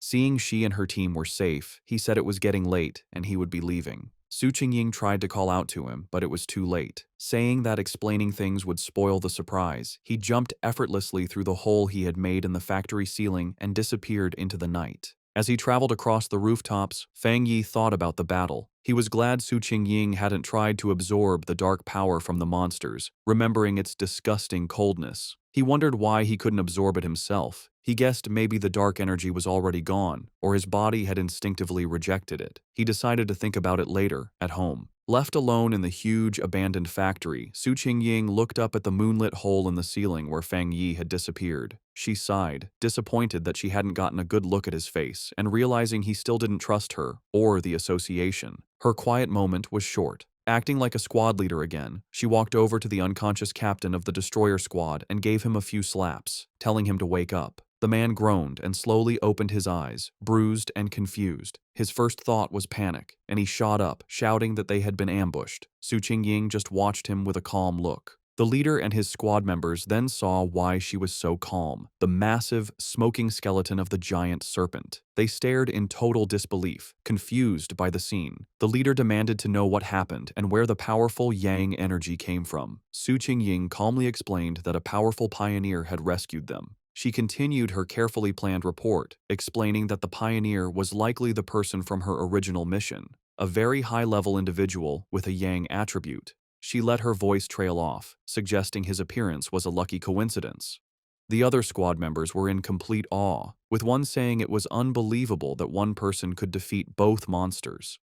Su Qingying added that she hadn't managed to recruit him yet, and that he had even managed to track her back, which only made him more mysterious. Getting back to their grim job, the destroyer squad leader asked where Candle Knight's body was. As he began using a green energy technique to clean the scene, he said they needed to collect the remains for the association. As the squads began the cleanup, the destroyer squad's leader used a green orb of energy to gather the strange, dark remains left from the battle. As he stepped forward, he accidentally crushed a piece of debris on the floor, which suddenly exploded in a blast of bright blue electrical energy. He jumped back in pain, yelling at the force of the shock as Su Qingying looked on in surprise. This new discovery only made things more mysterious. The remains, which they now realized belonged to Candle Knight, were crackling with leftover electricity. The squad leader turned to Su Qingying, questioning her report. He reminded her she had said the pioneer had a yang attribute, yet this incredibly strong electrical power told a different story. The two leaders knelt to look at the electrically charged body. Su Qingying was stunned by the pure strength of the thunder power left behind, confirming it was a high-tier power. This led the destroyer squad's leader to a new idea. Maybe two high-level pioneers had appeared, one to kill the serpent and another to kill Candle Knight, before leaving together. Su Qingying knew that wasn't right. She struggled with how to explain the unbelievable truth, remembering the image of the lone pioneer holding both crackling blue lightning and roaring golden fire. She knew no one would believe that a single person could have two different top-level powers. Having just one made you a genius. Having two was almost unheard of. The impossible proof was right in front of them. The burning skeleton of the giant serpent was the work of a Yang Flame Walker, while the electrified body of Candle Knight was the clear mark of a Thunder Tyrant. The combined squads could only look on in complete disbelief, wondering what kind of monster this mysterious pioneer really was. As reinforcements from the association arrived, Su Qingying was glad she had left team members outside. If she had been inside too long without checking in, they would have reported her missing. She grimly realized the rescue team now at the scene had originally been sent to collect their bodies. Her two subordinates, who were knocked out by the serpent's poison, finally woke up. They scrambled to her side, crying with relief that their captain was still alive. With the threat gone, the association's team began their work. Their job had changed from a rescue to a forensic investigation. Using advanced scanning tech, they carefully analyzed the leftover spiritual energy and the battle signs, trying to piece together what happened for their report back to headquarters. Soon, one of the specialists approached Su Qingying and the destroyer squad's leader with his findings. He reported that after comparing all the data, from fighting habits to the way both monsters were killed, there was a 99% probability that one person was responsible for killing both of them.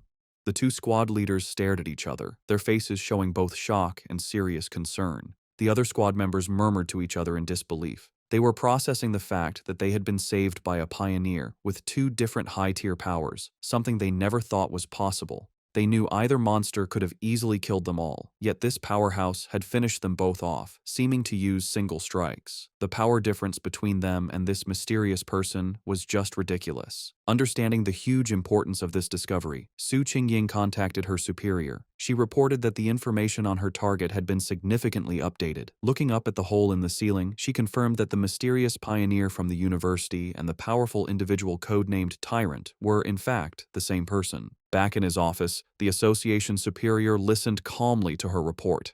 After thinking about the information, he gave a new command, telling Xiao Su to pause her mission for now. He explained that the pioneer had saved her team, killed the monsters, and secured the area. These were not the actions of an enemy. He added that he and Old Han, Major Han Li, didn't agree on the matter, and for her own safety and to avoid leaving a bad impression on their powerful potential ally, she was to stop all contact with the tyrant for the time being. While on the phone with her boss, Su Qingying, though she had agreed to pause her mission, couldn't help but add one more piece of information. She told him she had one more theory, based on what happened when she had tracked Tyrant to the back mountain where he was advancing his power.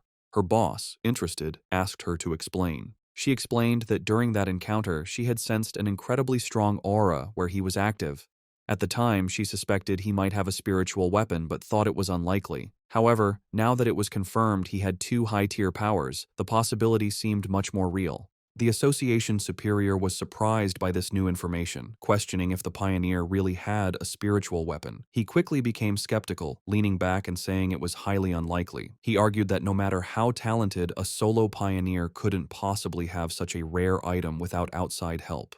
Furthermore, he added, the team had found no traces of a third spiritual energy, which would usually come from a separately made spiritual weapon. Su Jingying quickly corrected him, clarifying an important detail. The spiritual weapon aura she had sensed during her first encounter with him was clearly a yang attribute. This new information completely changed things. The superior's eyes widened as he understood what this meant. If the weapon's attribute came directly from the user's own yang energy, it meant he wasn't just using a weapon, he was creating it. This led to an amazing conclusion. If he could create his own spiritual weapons, then he had to be a spirit creation realm cultivator. Such a being could theoretically do this alone, but that level of power was almost mythical.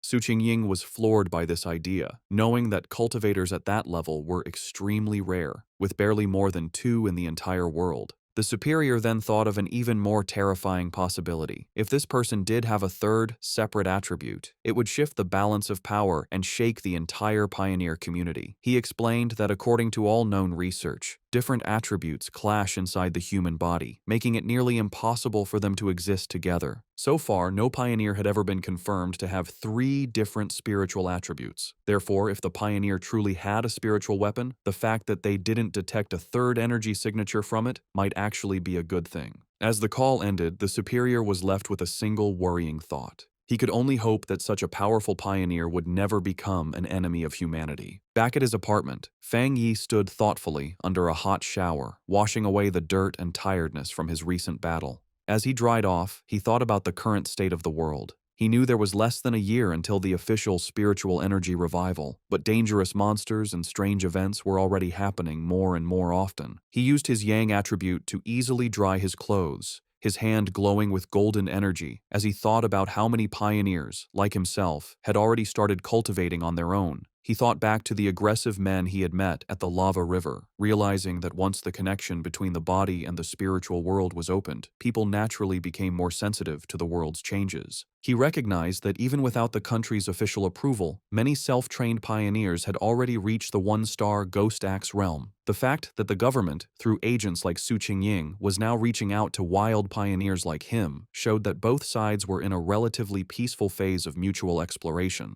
Standing in his room, thinking about Major Han Li and Su Qingying, he concluded that for now, the monsters were still under control, and there was no serious conflict yet among the different pioneer groups. However, as he finished getting dressed, he knew this peace was fragile. The government had already created the Spiritual Energy Cultivation Association, but it still hadn't told the public about it. He understood their strategy perfectly. While people were talking more about local problems and strange events, the government was walking a fine line, trying to both protect humanity and give subtle early warnings without causing mass panic. Despite his recent victories, Fang Yi's analysis of the world situation was still grim. He knew the problem was the government's lack of confidence to officially start a full-scale cultivation era. With such a huge population, he understood that once the full truth was revealed, society would likely collapse into chaos and death. In the current state, even official pioneers couldn't stop the inevitable chaos, and the mix of internal problems and external threats from monsters would only make things worse. He admitted that the government's gentle, careful approach wasn't wrong, knowing that human fear and panic could be more destructive than any monster. However, what truly worried him was how fast the monsters were developing, which was far exceeding his expectations. He reviewed the information on the creatures he had just fought. They were a typical product of dark attribute contamination, specifically the shadow attribute, a sub-branch of dark energy that his system identified as a natural enemy to pioneers, and currently something he couldn't absorb. He realized these monsters were far smarter than typical beasts, working together to trap and kill pioneers, whom they saw as a good food source. He knew, however, that these creatures were still much weaker than the true dark-type monsters he remembered from his previous life. Monsters that could destroy entire countries on their own. Still, the close call was a serious reminder of the growing danger. He was certain that if he hadn't been there, Su Qingying and her entire squad would have been wiped out. A bit of hope sparked inside him as he thought about the system's wording.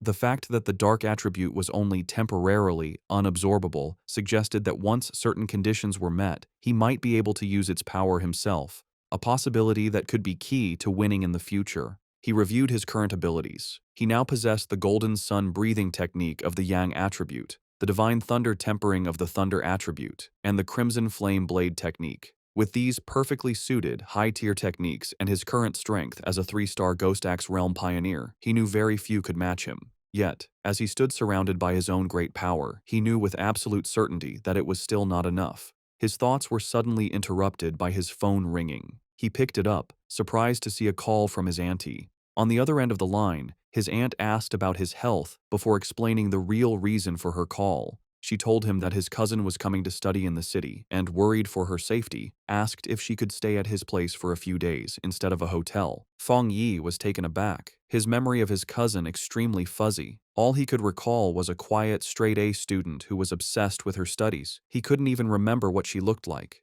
Despite this, he agreed, telling his aunt that there was a spare room.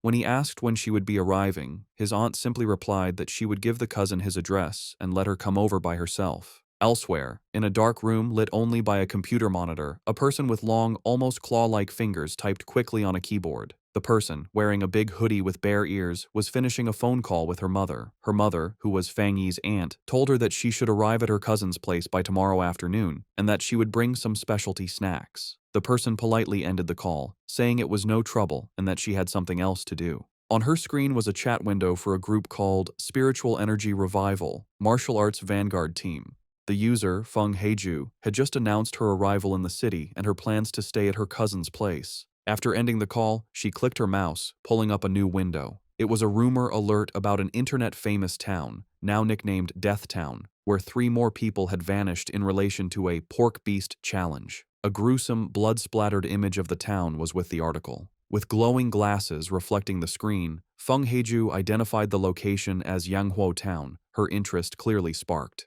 Her browsing was interrupted when her mother entered the room, asking if she had finished packing. Feng Heiju told her mother that she was packed, but that she'd rather stay in a hotel than bother her cousin. Her mother insisted, saying it was much safer than staying alone and that she trusted the cousin completely. Gently pushing her daughter out the door, her mother gave her some final advice. Be sure not to cause trouble and help out around the house when she could. Feng Heiju reassured her mother that she understood. Once the door was closed, Feng Heiju let out a small sigh, preparing herself for the visit. She thought of it as just one more hurdle to overcome. Adjusting her glasses with a flash of determination, she resolved that no matter what her cousin was like, he couldn't possibly be more difficult to handle than a monster. The next day, under a bright blue sky, a young woman with long dark hair and glasses pulled a suitcase toward an apartment building. She checked her phone, confirming that the map had led her to the correct destination.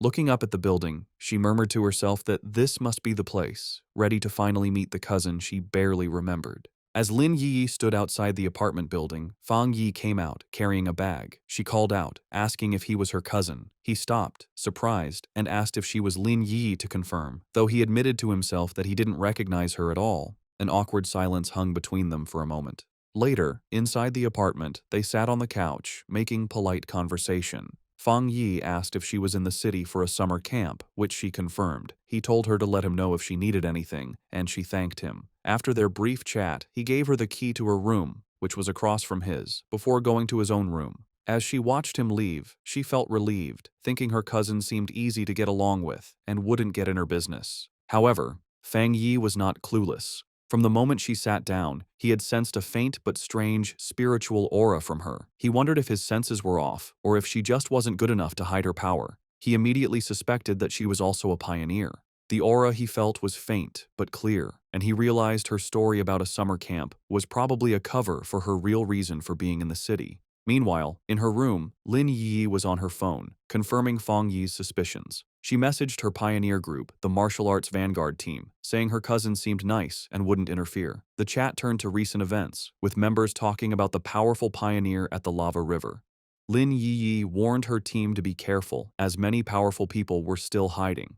After agreeing to wait for her signal, she logged off. She decided it was best not to do any cultivation for now, worried her cousin might discover her secret. 3 days passed. Fang Yi soon found that living with his cousin was making his cultivation difficult. His meditations could be interrupted at any time, like when she came out of the bathroom wrapped only in a towel. He also worried that the bright golden aura from his breathing technique was too obvious and would be impossible to hide. But the hardest part was her overwhelming kindness. One evening, she proudly gave him a delicious-looking dinner she had made. He tried to insist on doing the dishes, but she refused, saying it was the least she could do. He found her perfect politeness and extreme cleanliness almost strange. Despite the trouble, Fang Yi decided to go along with it. He thought that by letting her be overly helpful, he might get her to let her guard down. He knew this was the only way he could find out what she was really up to. Their quiet dinner was interrupted when her phone on the table began to vibrate. Both cousins glanced at the message, their expressions surprised for a moment. Fang Yi used the chance to excuse himself, saying he would go back to his room while she chatted. His cousin could only quietly reply as he left. Left alone, she stared thoughtfully after him for a moment before turning to her phone. Sitting on her bed, she took the call, her expression turning serious. She repeated the information she was getting, confirming that the great change of heaven and earth would happen again the next day at 3 in the afternoon, and she promised she would be there. Fang Yi easily overheard his cousin's phone conversation. She agreed to meet at the entrance of Yanghuo Town. He recognized the name as an internet-famous town in the suburbs, about an hour's drive away. With his suspicions confirmed, he watched her through the wall, his own spiritual energy flaring. He was now certain his cousin was also a pioneer. He was confident, however, that with her current strength, she wouldn't be able to sense him spying. He was impressed by her power. She was still just a middle school student, but she had already reached the 2-star Ghost Axe realm and was close to another breakthrough. He wondered if her high natural talent was the reason for her somewhat strange personality. He now understood her real purpose in the city. The summer camp was just an excuse. She had learned about the coming great change of heaven and earth, and had come to be at the center of it. He knew that every one of these great changes was a chance to get a new technique to increase his own strength. He wondered what kind of power would appear this time. In the end, it didn't matter. With a determined look, he decided that whatever power appeared, he would take it for himself. In her room, his cousin suddenly paused, feeling a strange sensation. She looked around, wondering if it was just her imagination or if someone had been watching her. Seeing nothing but the moonlit mountains outside, she dismissed the feeling and continued her preparations. The next day, the town of Yanghuo was buzzing with activity, with its mountains in the background. At the town's entrance, Lin Yiyi met a friend from her pioneer group. The friend playfully teased Yiyi about her cousin, asking if he was handsome. Yiyi replied that he was a good person, but just an ordinary-looking guy. Her friend sighed in disappointment. Just then, another woman from their group arrived, a redhead in a purple dress. She reminded the first friend that Yiyi herself had always said she was just an ordinary person. With the rest of their team there, the redhead announced it was time to get to business. One of the male members asked if a certain she was not coming. The redhead confirmed it would just be the 6 of them, adding that the missing member was always mysterious. Unknown to them, Fang Yi was watching from a nearby cafe balcony, his sword beside him. He noted that his cousin's little squad seemed to be pretty low-key. From where he was, he could sense their strength. The weakest was at the 2-star Ghost Axe level, and the man who had spoken was even a 3-star. He also overheard them say their team was usually stronger, with one powerful member often absent. As he sat watching, his attention was drawn to the mountains overlooking the town. His eyes narrowed with anticipation, sensing this was where the real event was about to happen. High in the mountains, the great change of heaven and earth finally happened. A giant green vine came down from the clouds, looking like the beanstalk from the fairy tale. This strange event would appear randomly and wasn't destructive, but for pioneers, it was an important key to understanding the changes in their world. Deep in the misty mountains, Lin Yi and her squad finally saw the incredible sight. The red-haired leader looked up in awe, confirming this was what they were looking for. The group stood in disbelief before the massive, pulsing vine. However, the awe quickly turned to fear. The group's adventurous friend suddenly grew pale and urged the others to stop, saying they shouldn't go any further. She was trembling with dread. She explained that seeing the vine in person gave her a terrible feeling. The leader then asked if they had seen the rumors on their internal pioneer forums. The friend's fear came from a dark story. She said she knew some of the pioneers from a team that had tried to touch the vine the last time it appeared. They were powerful, much stronger than she was, yet they all met a horrible end. She explained that after they came here, they were all buried, their skeletons now twisted within the roots of a dark version of the vine. Overcome with terror, she clutched her head in panic. She confessed she had a feeling they would all suffer the same fate. As she spoke, the reality around the group changed, and they were no longer on a mountain path. Instead, they were trapped inside a terrifying, pulsating, fleshy red cavern, the ground itself a gross mass of organic tendrils. The vision of their death was just a scary premonition. Back on the misty mountain path, the squad's adventurous friend, scammed in an online romance, was still shaken by the feeling of dread. She admitted that while she was originally ready to take the pioneer's risk, to either come back rich or die, the moment she saw the vine, she felt an overwhelming fear. Her gut told her this was a new, unknown, and powerful high-level monster, a mutation she couldn't handle. Tears filled her eyes as she said she wasn't ready to die here and wanted to back out. The red-haired leader and Lin Yi looked at their upset teammate with understanding. They confirmed they had all felt the same heavy feeling from the vine. Lin Yi explained it further, describing it as a feeling of complete emptiness within the wood-type vine. It was a strange feeling, as if all life had been swallowed by time, leaving only an empty shell. This, she explained, was why they all felt so scared. The group came to a scary conclusion. The vine was trying to eat their life force. Just as the fearful friend was about to panic, Lin Yi grabbed her hand, her face showing fierce determination. She declared that this was the path of the martial pioneer, a path that required them to face such dangers directly. Unseen by the group, Fang Yi watched from a nearby cliff. He, too, could sense the heavy, suffocating death energy coming from the giant vine. He noted that out of all the world monsters he had faced, besides the pure dark attribute, this vine gave him the worst feeling. He had to admit, the small squad had serious guts to even think about cultivating in such a dangerous place. He analyzed the monster more closely. While it was clearly a plant, a symbol of life, it felt completely lifeless. It wasn't really alive, but a dead thing pretending to be living, with no spiritual energy of its own. He could see it was stained with the blood and bodies of its past victims. Back with the squad, Lin Yi took charge. She stood on a cliff edge, speaking to her team with new purpose. She told them they didn't have much time to waste. Knowing the danger, she suggested a new plan. They would carefully sense the energy around the area, checking out the monster without getting too close. Confident in her plan, Lin Yi believed that by sensing the monster's energy from a distance, her team would be safe enough. She found a spot high in a tree and began to meditate, surrounding herself in a protective bubble of blue spiritual energy. From a clifftop far away, Fang Yi watched them. He was impressed by their caution, noting they had chosen a distance that was both safe and good for cultivating. He gave credit to his top student cousin for correctly figuring out the best range, a position that was neither too reckless nor too timid. As Yi's cultivation grew stronger, the spiritual energy around her began to surge. Fang Yi watched in surprise, realizing she was about to have a breakthrough to the 3-star Ghost Axe realm. He was genuinely impressed. His cousin was truly talented. In a bright flash of blue light, she successfully broke through. Her teammates watched in awe, amazed that she had already reached such a high level of power. However, the huge energy disturbance from her breakthrough did not go unnoticed. Deep in the forest, the sleeping roots of the giant vine began to twist and glow with a scary green light. The pioneers felt the ground shake, and one of the men looked back in alarm. The whole group panicked as the monstrous vine began moving directly toward them, its tendrils bursting from the earth. The team's leader was shocked that the creature could have possibly sensed them from so far away. The vine's attack was fast and brutal. Vicious green tendrils shot up from the ground, trapping 2 of the male pioneers. The rest of the squad scattered in fear as their friend screamed for them to run, warning that if they didn't escape now, they would all die there. The team's leader quickly realized what caused the disaster. Yi's breakthrough had created too much of a disturbance, getting the monster's attention.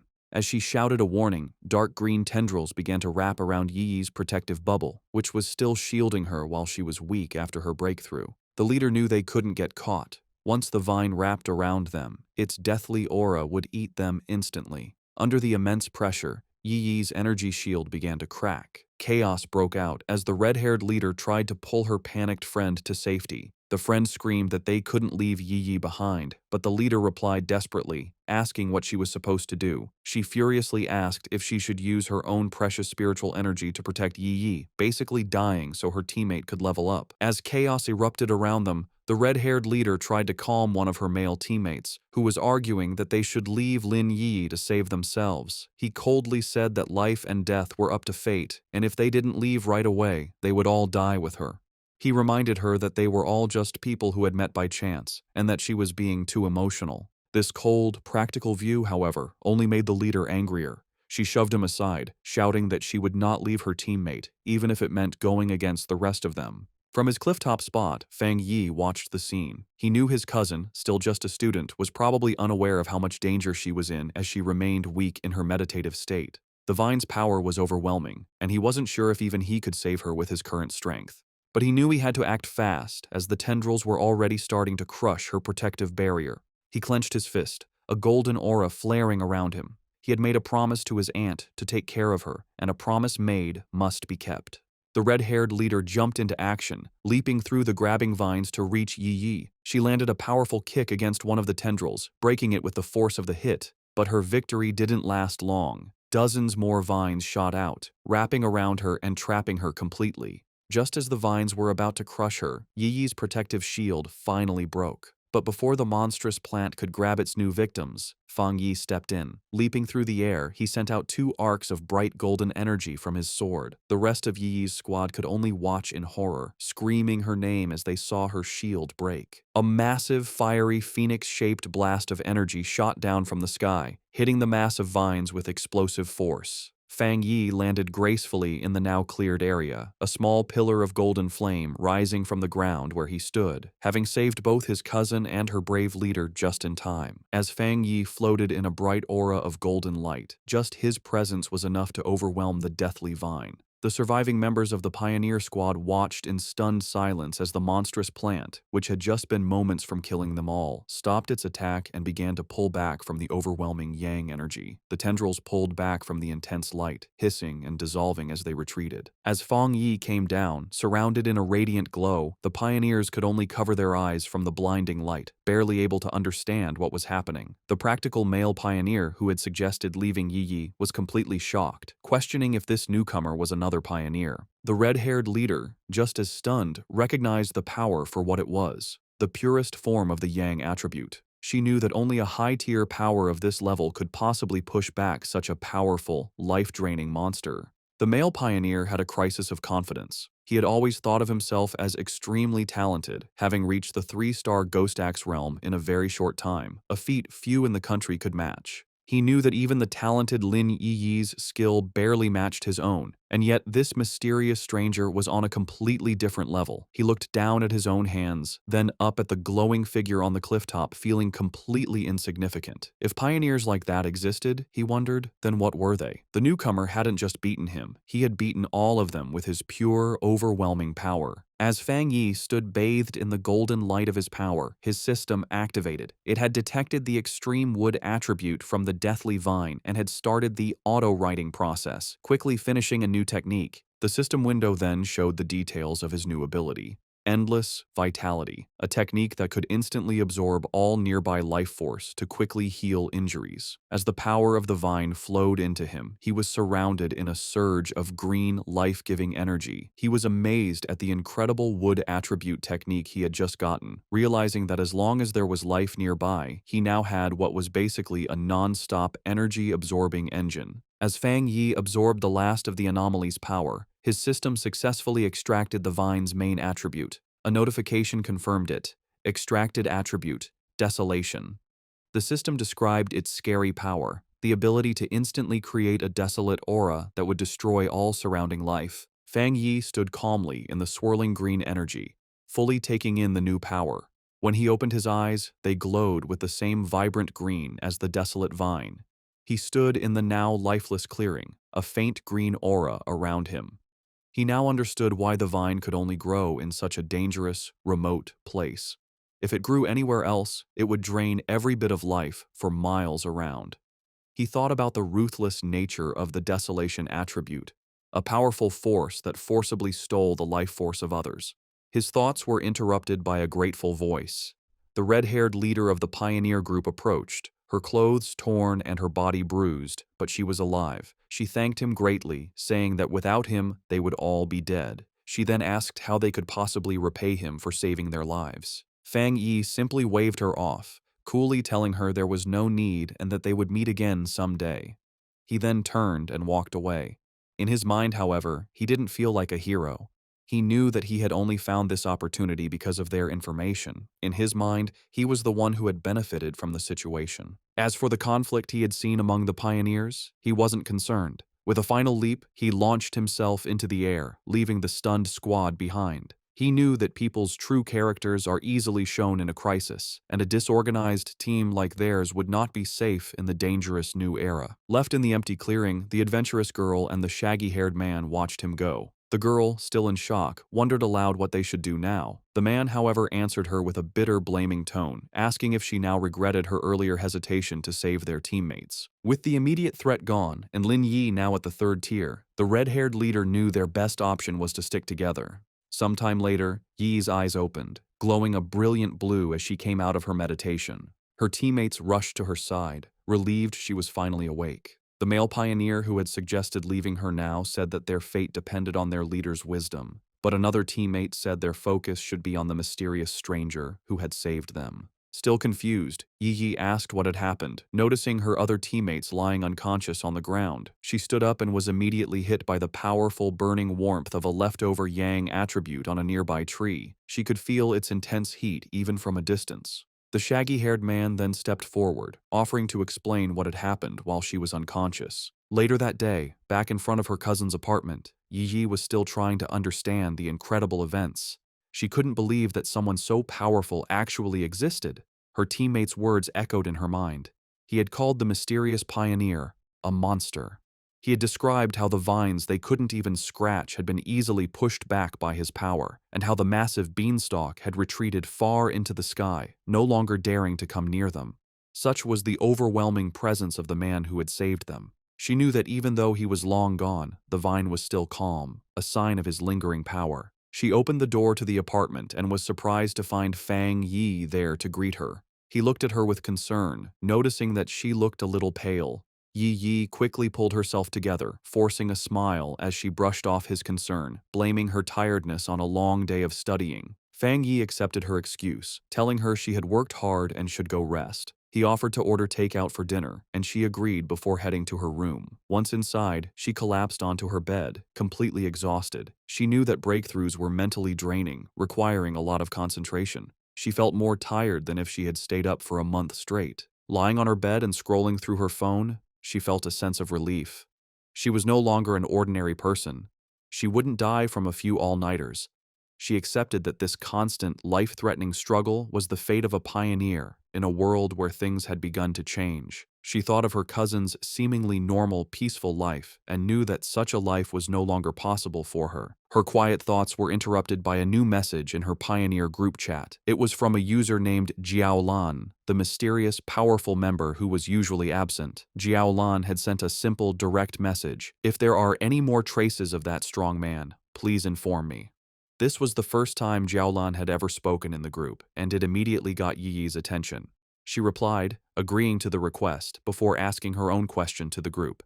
She asked if they thought the man who had saved them could be the same one from the Dark River Lava Dragon incident, and if so, why he would have helped them. The group chat immediately lit up with a post about the mysterious high-tier Yang attribute master. The post described his sun-splitting slash in great detail, telling how the witness had been forced out of the cave by a blast of white-hot light. The author of the post declared with total certainty that no other pioneer in the Xia country could match his power, and warned everyone to stay away if they ever met him. Meanwhile, Fang Yi was heading out for the evening on his bicycle. He was confident that after the day's events, his cousin would have let her guard down around him, letting him come and go without making her suspicious. With his new freedom, he had a new mission in mind. It was time to find a suitable carrier for his new desolation attribute.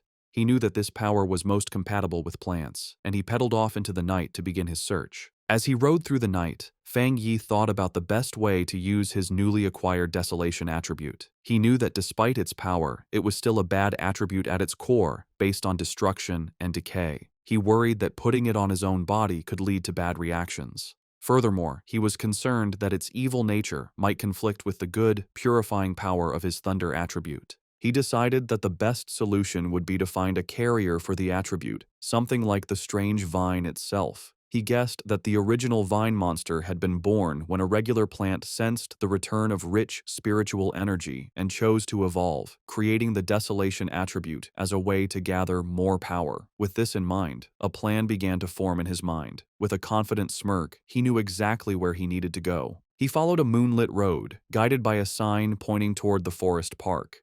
He arrived at the large urban park and left his bike, going into the woods. Under the bright full moon, he walked through a field of vibrant, glowing flowers. He knew he needed to find the perfect lucky one, a plant that could create the greatest connection with his own spiritual energy and show a sense of closeness to him. Closing his eyes, he focused, reaching out with his own spiritual energy. A vibrant green aura flowed from him, spreading throughout the forest and covering the plants. He could feel a response from the plants, a wave of their own spiritual energy rising up to meet his. He noted that while their response was a lot, it still wasn't strong enough for what he needed. As Fang Yi continued to send out his spiritual energy, he realized he needed a much stronger response from the plants around him. Suddenly, he stopped, his attention drawn to a specific spot in the forest. There, in the tall grass, a single white flower with a glowing center gently swayed, as if calling to him. He wondered if this was the one he had been searching for. He approached it carefully and reached out his finger. As his fingertip touched it, the flower's petals closed around it, and he could feel it absorbing the spiritual energy he was giving off. The flower then bloomed again, seemingly happy, as if it had just had a good meal. Fang Yi knelt beside the flower, a small smile on his face. He noted its strong spirituality. Though it was just a plant, it had reacted to his touch like a greedy puppy, eagerly eating his spiritual energy and then rubbing against his fingers for more. He knew he had found his carrier. Out of the entire forest, this small flower had the strongest reaction to his aura, making it the perfect container for the desolation attribute. He told the flower that it was the chosen one and asked if it was ready. Without waiting for an answer, he unleashed a vortex of green spiritual energy, focusing it entirely on the small white flower. A system window appeared, asking for confirmation. Do you want to forcibly implant the desolation attribute into this plant? With his eyes glowing a vibrant green, he gave his consent. A brilliant light erupted from his hand as the flower began to transform, its petals opening into a much larger, more complex, and powerful form. The implantation process was finished in a bright flash of green light.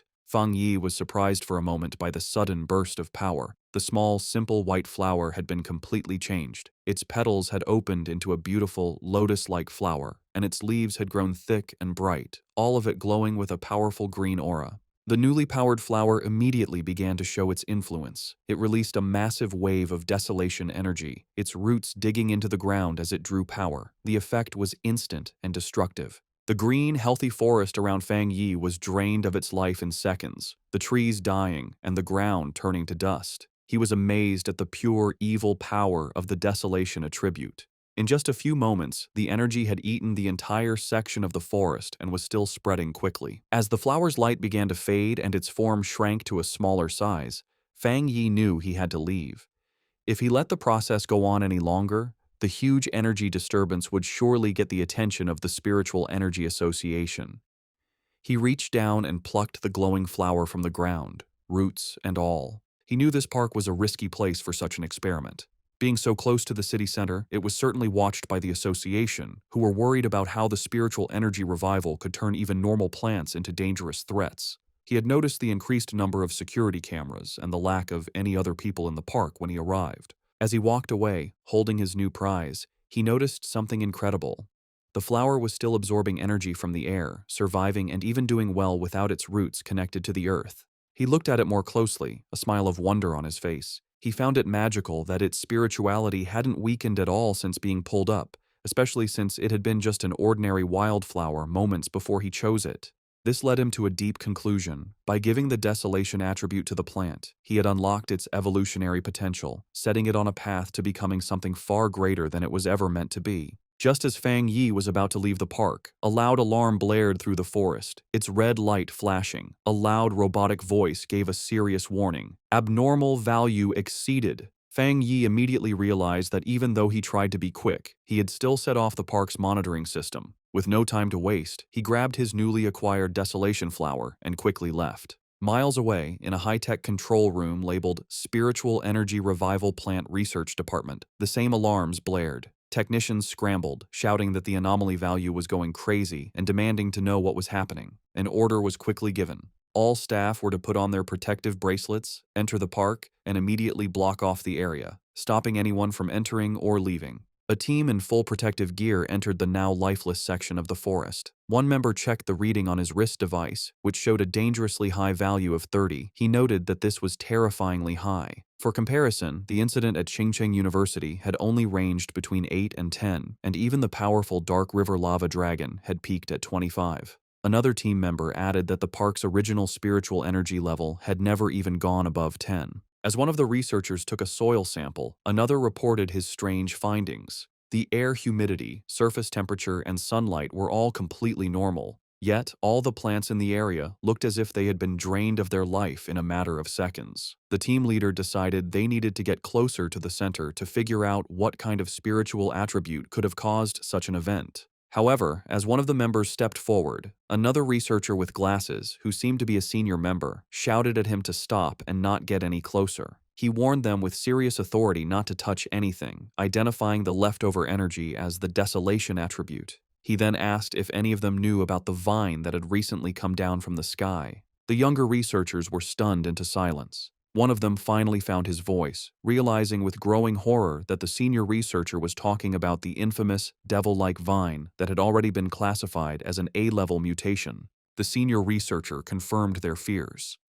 Standing before a ghostly image of the vine with the souls of its victims trapped at its base, he explained the source of its terrifying power. The reason it was so deadly, the reason it had killed so many pioneers, was its natural desolation attribute. A powerful parasitic ability that drained the life force from all surrounding creatures, making everything it touched its own. The young researcher, who had been about to step into the dead area, clutched his chest, sweating and gasping in terror. He thanked his superior, realizing that he had just been saved from certain death. The senior researcher explained that the area around any plant that had awakened the desolation attribute was a dead zone, where anyone who entered would have their life force eaten. He remembered seeing data on another such plant in the Xia country, a rotting ancient tree in a forbidden zone in Wan City that instantly destroyed any life that came near it. He looked around at the lifeless clearing with serious concern, noting that the mutation of plants in this new era could not be ignored. From what they knew, the desolation attribute was the strongest a plant could awaken, and now, in addition to the ancient tree and the celestial vine, a third had been born. His lecture was interrupted by a hand clapping him on the shoulder. The research team turned in surprise to see the stern face of Major Han Li, who had arrived with his own group of soldiers. The major had already been told about the situation. He ordered all the researchers on site to change into the advanced protective suits his men had brought, and to follow him into the contaminated area. With Major Han Li leading the way, the newly equipped team, now joined by Su Qingying, stepped firmly into the dead zone. As they moved forward with their scanners, they made a series of confusing discoveries. They couldn't find a source for the desolation energy, and the aura itself was quickly fading, the level having dropped to 25 in the few minutes since they arrived. This went against what they knew about the celestial vine, which was supposed to be able to move. Major Han Li turned to Su Qingying, suggesting they investigate the area more closely. She agreed, her expression serious. As Major Han Li and Su Qingying began their investigation, two members of the team with glowing blue auras started tracing the flow of the leftover spiritual energy. The energy trails led them from the outer edges of the dead zone back to a single starting point. As they got closer, they stopped, their faces filled with shock. The Major and Su Qingying realized the horrifying truth at the same time. The source of the desolation energy had been dug up and taken away. A researcher in a protective suit couldn't believe what he was hearing, questioning how such a thing was even possible. Major Han Li knew that if someone truly had the power to enter a desolation dead zone and steal its source, their identity was extremely important. Su Jingying, however, had another theory. She showed a glowing data pad to the Major, explaining that after running a big data analysis, they had found a person whose movements matched both this incident and another recent mutation. The file on the screen showed a picture of Fang Yi, his name clearly visible. Just then, Major Li told Su Qingying that he would send her all of Fang Yi's information, confirming that he was highly likely the same pioneer she had been in contact with. With that, he tipped his hat, saying the rest was up to her association to handle. Left alone in the desolate woods, Su Qingying held the datapad, her expression one of grim understanding. 2 hours later, back in his apartment, Fang Yi carefully placed his new desolation flower into a small pot. He smiled, thinking that this was his first time raising a flower. He affectionately named it the obedient little white flower, and told it that since it now had the desolation attribute, it would cultivate on its own and become a powerful helper for him. He knew its special, life-draining powers would be a great help in battle, and its simple appearance would be the perfect camouflage, easily hidden from his cousin. As he gently touched a petal, he thought that in the dangerous new world, raw power was only part of the equation. The real key to victory was having more secret weapons. Fang Yi's quiet evening was interrupted by his phone buzzing on the table. He picked it up, surprised to see the caller ID, Old Wang. He immediately recognized the name as his childhood friend, Wang Liang, whom he hadn't seen in the 3 years since he'd left to join the army. A brief flashback showed the two as close friends in their school days, a bond that was broken when Wang Liang suddenly announced his decision to enlist. Fang Yi answered the call. On the other end, Wang Liang's cheerful voice greeted him, asking if he was back in town and inviting him out for a drink at their old spot. Fang Yi was taken aback by how sudden it all was. Wang Liang just laughed, adding that he had a big secret to tell him and that he shouldn't be shocked when he heard it. However, the seemingly friendly reunion was a carefully planned setup. After hanging up the phone, it was revealed that Wang Liang was not alone. He was in a dimly lit room, reporting to a tough and heavily scarred woman with long red hair and a high-ranking military uniform. Su Jingying was also at the table. Wang Liang confirmed to the officer that he had done as instructed. He then made a special request, asking that if Fang Yi was not the person they were looking for, they would guarantee his safety. The red-haired officer tapped her finger impatiently on the table. She coldly dismissed his concern, ordering him to simply do his mission and not do anything unnecessary. With a chilling lack of feeling, she added that if Fang Yi turned out to be the wrong person, Wang Liang should just consider it a punishment for his friend. At a quiet bar, Fang Yi and Wang Liang toasted with their beer glasses. They sat and drank, catching up after being apart for 3 years. Fang Yi noticed his old friend seemed much more mature and guessed that his time in the army must have been hard. Wang Liang talked about his experiences in the military before asking Fang Yi how he had been. Fang Yi gave a simple reply, saying he was doing well and had gone to college. As he drank his beer, he thought back to his past life. In that chaotic time, he never had the chance to see Wang Liang again. He remembered that his friend, as a soldier, had probably died in some forgotten battle. He wondered if this time, in this new life, he could change his old friend's fate. Wang Liang then changed the subject, his tone becoming more serious. He asked Fang Yi if he had seen anything strange lately, like zombies or monsters from movies. Fang Yi was immediately on guard. He knew it wasn't surprising for someone in the army to know about the spiritual energy revival, but the direct question felt like a test to see what he knew. Playing dumb, Fang Yi asked what he was trying to say. Wang Liang sighed and explained that he wasn't trying to comfort him, but to warn him. He told Fang Yi that in the near future, everything they valued, education, wealth, status, would become worthless.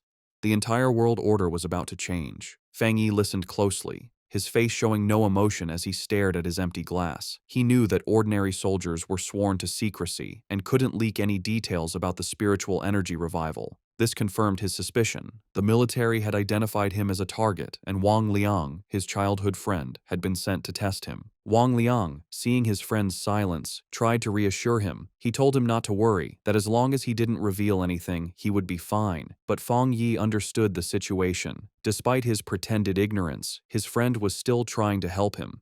Even at the risk of breaking military rules, Wang Liang was kindly warning him to be careful of the coming changes. Their conversation was suddenly cut short when Wang Liang's phone began to vibrate urgently. He answered the call, and a furious voice on the other end ordered him to return to his team immediately and report to the target location within 10 minutes. Wang Liang snapped to attention, accepting the order as Fang Yi watched in silence. He immediately jumped up, apologizing to Fang Yi and explaining that he had an urgent mission and couldn't see him home.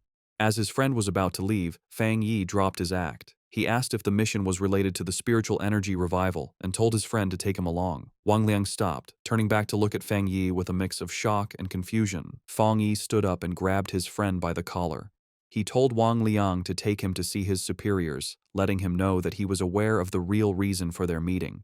He reassured his friend, telling him that while he didn't know exactly what his superiors knew, he knew Wang Liang would never hurt him. He explained that he was more interested in what the military was dealing with, knowing it had to be related to the great changes happening in the world. Since the Spiritual Energy Association was already handling the monsters, he was curious what the military's role was, and he wanted to see it for himself. Wang Liang agreed, and the two of them walked toward a massive, heavily guarded military base in a mountain valley, labeled Military Number 19 Spiritual Forbidden Zone. As they got closer, Fang Yi was struck by the incredibly dense spiritual energy in the area. He noted that the concentration level was so high it had likely surpassed a standard pollution zone. As they were met by a squad of soldiers, one of them ordered Wang Liang to return to his team. After a quick check, the soldiers allowed Fang Yi to enter the base, leading him through a brightly lit corridor. Inside the military base, Fang Yi and Wang Liang were led into a massive, cavern-like training ground. There, a large group of soldiers was in a desperate battle, using crackling blue energy to hold back a monstrous, spiky black creature with a single glowing red eye. The beast fought back with fierce power, shooting a devastating beam of red energy that tore through the soldiers' ranks, causing cries of pain and fear. Standing on a raised platform, the tough, red-haired officer watched the scene with a critical eye. Fang Yi, who had been brought before her, immediately recognized the creature's power as a mix of two different attributes. The officer confirmed his thought, saying the monster was a perfect mix of the dark and flame attributes, making it exceptionally fierce and cruel. She added that it had already seriously injured several of her soldiers. A caption identified her as a 3-star Ghost Axe Realm officer named Ji Royan. Spotting Wang Liang, she barked his name, and he immediately stood at attention. She furiously asked why he had brought an unauthorized person into a restricted area, but before he could explain, she cut him off. Her expression softened a little as she told him to forget it, explaining that the situation was urgent and they needed him to join the formation immediately. She then turned her attention to Fang Yi. She saw nothing special about him, noting that his spiritual energy was only slightly active. She briefly wondered if he was the powerful pioneer they were looking for, but dismissed the thought, knowing she had to focus on the battle. She gave him a stern warning. Since he was Wang Liang's friend, she wouldn't say much, but he was in a restricted area, and his life was now his own responsibility. He was also sworn to secrecy about anything he saw. Fang Yi simply replied that he understood. With that done, Ji Royan took command. She picked up a massive energy cannon and shouted the names of two of her soldiers. The two men immediately jumped into action, their bodies covered in blue energy as they fought the monster up close. Ji Royan then aimed her cannon and fired a massive blast of pure energy at the creature. The attack hit the monster head-on, creating a huge explosion, but the creature was far from beaten. It let out an angry roar as its shadowy form began to pulse with a terrifying red light, its fanged mouth growing larger and more threatening. It was clear that the attack had only made it angrier, causing its mutation to get worse. The enraged monster lashed out with its massive claws, and one soldier shouted a warning to his comrade. The other soldier managed to block the attack, but the force of the blow sent him flying backward. Ji Royan immediately took charge, ordering her team not to be careless and to keep their distance. She knew they had to finish the creature off before it could complete its evolution. Watching from the side, Fang Yi was impressed by the soldiers' performance. He saw a well-trained team of comrades who trusted each other completely, with incredible discipline and coordination. He knew that every person was essential, and that when they worked together, they could unleash a power far greater than their individual strengths.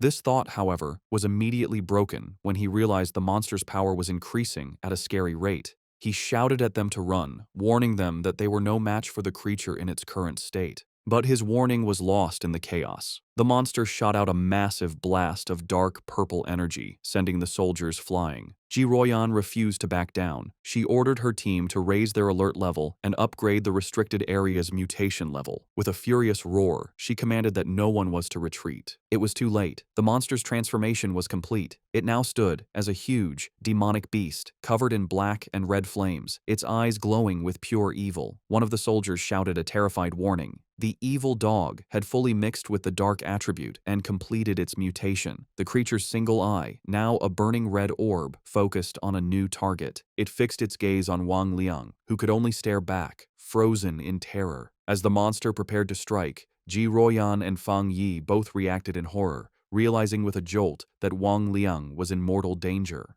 Just as the monster completed its evolution, lunging forward in a blast of power, a soldier was violently thrown backward by a surge of energy. Ji Royan immediately shouted for her team's attention, announcing that the C-level evil dog had fully mutated and was now reclassified as a B-level threat, requiring an immediate change in their battle plan. The soldier who had been thrown to the ground coughed up a spray of blood. Fang Yi rushed to his side, catching him and asking if he was all right. The injured soldier explained that he had been trying to send spiritual energy to the monster's restraining collar, but the creature's evolution had caused the device to violently explode.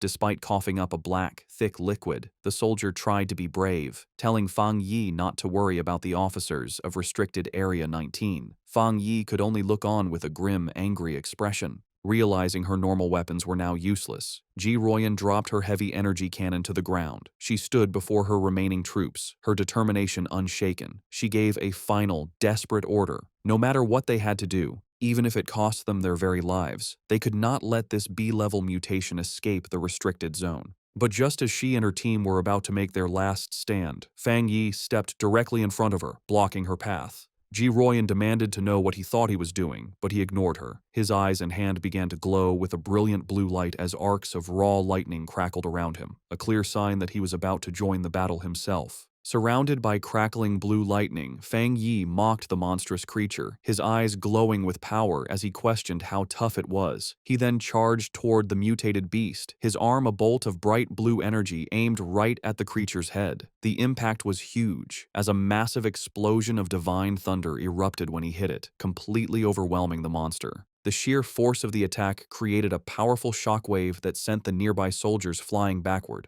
One of the soldiers, stunned, said he couldn't believe it, realizing this was the same B-level monster that even their commander, Ji Royan, couldn't beat alone. Wang Liang, just as shocked, turned to Ji Royan and asked if his friend was really who they thought he was. With a serious look, she confirmed that none of them were wrong. She declared that he was, without a doubt, the pioneer known as the Tyrant. Fang Yi stood calmly before the beast, which was still on fire but clearly hurt by the lightning. Seeing it wasn't completely beaten, he noted that he would have to finish the job. He then told Ji Royan and Wang Liang to stand back for their own safety. Ji Royan watched him, thinking about how her whole squad needed a complex formation just to face a B-level threat, yet he was getting ready to handle it all by himself. She wondered what kind of power he had. She had to admit that his was the most extreme form of the thunder attribute she had ever seen. She knew that even now, he was a top-tier pioneer in the entire country, and she began to wonder about his potential once the spiritual energy revival was fully underway. As Fang Yi raised his hand, gathering even more electrical energy, a shocked look appeared on Ji Royan's face. She looked up to see a massive storm of thunder energy forming in the sky above him, and she couldn't help but wonder just how scary his power would become as he continued to evolve.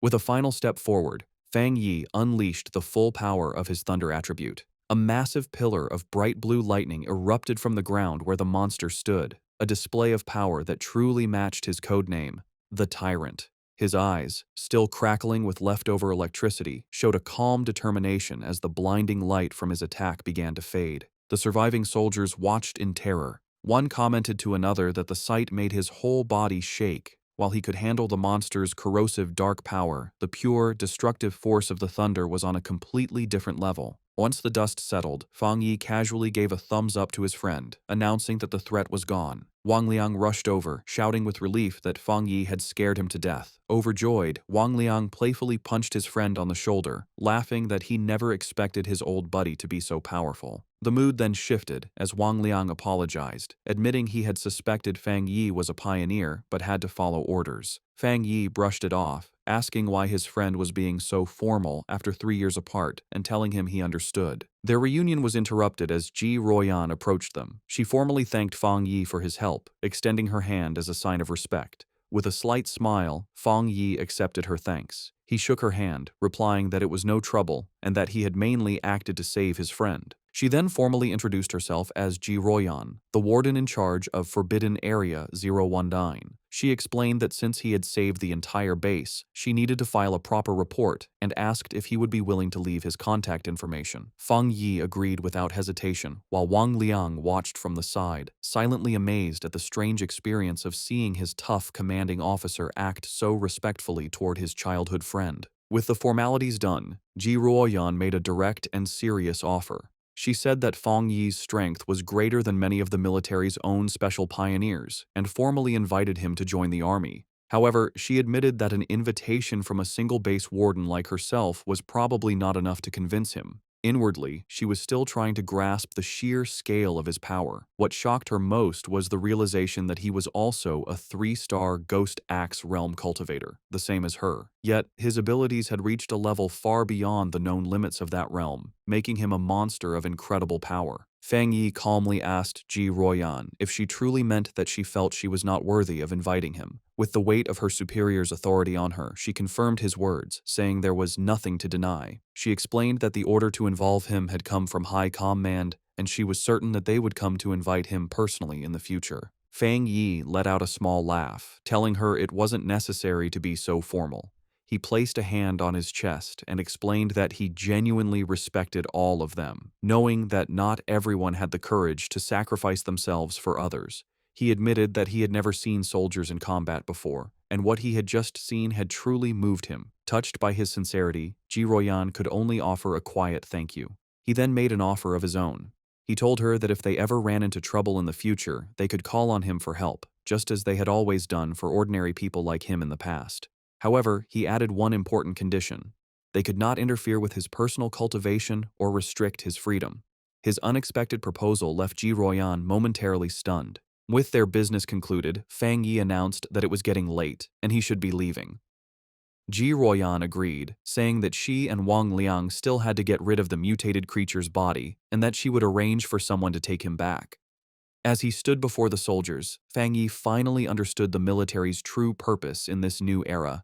He realized they stationed themselves in these dangerous, spiritually rich zones for 2 reasons: to use the energy for their own training, and more importantly, to act as a crucial line of defense between the ordinary world and the strange monsters that now threatened it. After he was gone, Ji Ruoyan turned to Wang Liang and said that his friend could no longer be described with a simple word, like impressive. She knew that what they had seen that day was just a small part of his true strength. The fact that a pioneer could reach such a high level of power so quickly showed that he had an amazing level of insight. She concluded that he was a rare mix of luck, courage, and raw ability, all the things needed for greatness. Seeing his commander's deep respect for his friend, Wang Liang eagerly suggested that if she felt she wasn't the right person to recruit him, she should let him, as his childhood friend, take on the job.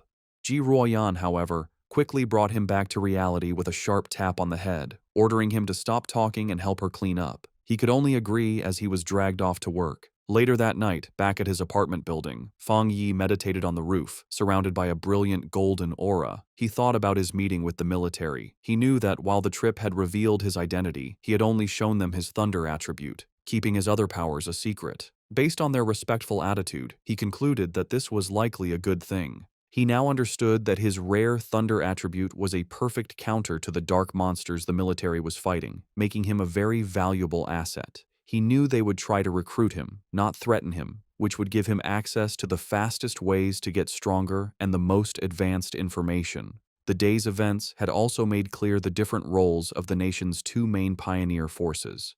The military, represented by Ji Ruoyan, were the Night Watchers, the hidden protectors of the nation. The Spiritual Energy Cultivation Association, with agents like Su Qingying, was in charge of handling the threats that slipped into the cities, protecting civilian life as much as possible. He understood the government's 2-part strategy, using the forbidden zones to contain the biggest dangers while slowly releasing information to the public about the coming changes. This careful approach was buying valuable time, preventing society from collapsing into chaos. As he continued his meditation, a bright orb of golden energy pulsed in his core.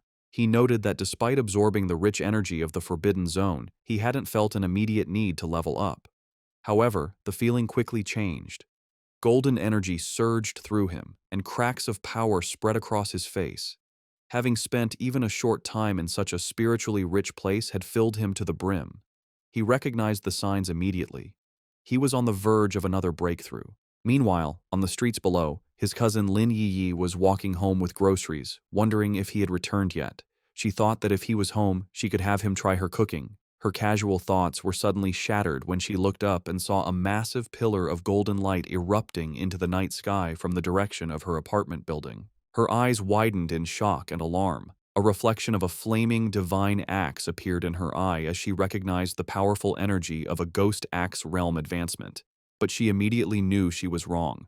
The sheer scale of the power, showing up as a massive, fiery divine axe in the sky, was far too terrifying for an ordinary breakthrough. She could only stare in disbelief, wondering if another powerful pioneer was making their move in the city. On the street below, Lin Yi stared at the sky in complete disbelief. She recognized the immense power of the Ghost Axe realm, but this was something else, a force so powerful it was changing reality itself. As a giant, divine hand made of pure golden energy formed in the clouds above, she realized the terrifying truth. This was the power of the legendary spirit creation realm. The realization that a pioneer of such incredible strength was living right next to her sent a wave of shock and fear through her. The massive energy surge did not go unnoticed. Miles away, in a high-tech command center, red alarms blared as technicians scrambled. An urgent warning flashed across their screens. The anomaly value had reached a catastrophic level of 99, its location pinpointed to the southeast of the city. An official and Su Qingying reacted with alarm. The official demanded to know what was happening, ordering all units to the target area. Su Qingying wondered how such a powerful anomaly could have gone undetected, noting that an energy reading of this size was powerful enough to destroy an entire city. Before a holographic map of the city, military leaders held a tense emergency meeting. They debated the two terrifying possibilities. Either a new, godlike spirit creation pioneer had just appeared, or the city was on the brink of a massive disaster. One grim-faced officer suggested it could very well be both. The situation escalated as the senior official frantically called headquarters, demanding they send all advanced equipment, short of large-scale weapons. His panic was cut short, however, when a subordinate burst into the room, breathlessly announcing that the alert had been cancelled.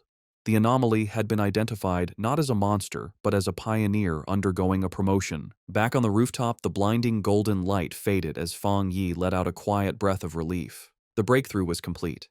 He casually noted that he had successfully reached the one-star spirit creation realm. Aside from his body feeling lighter and more agile, he didn't feel a significant difference in his raw power. His quiet moment was interrupted when his phone buzzed with a new message. It was from his friend, Wang Liang. The message was a warning. A new anomaly had appeared at Qingcheng University's playground. Internal military sources had confirmed it was a pollution zone, and more worryingly, it was the second time this specific anomaly had occurred.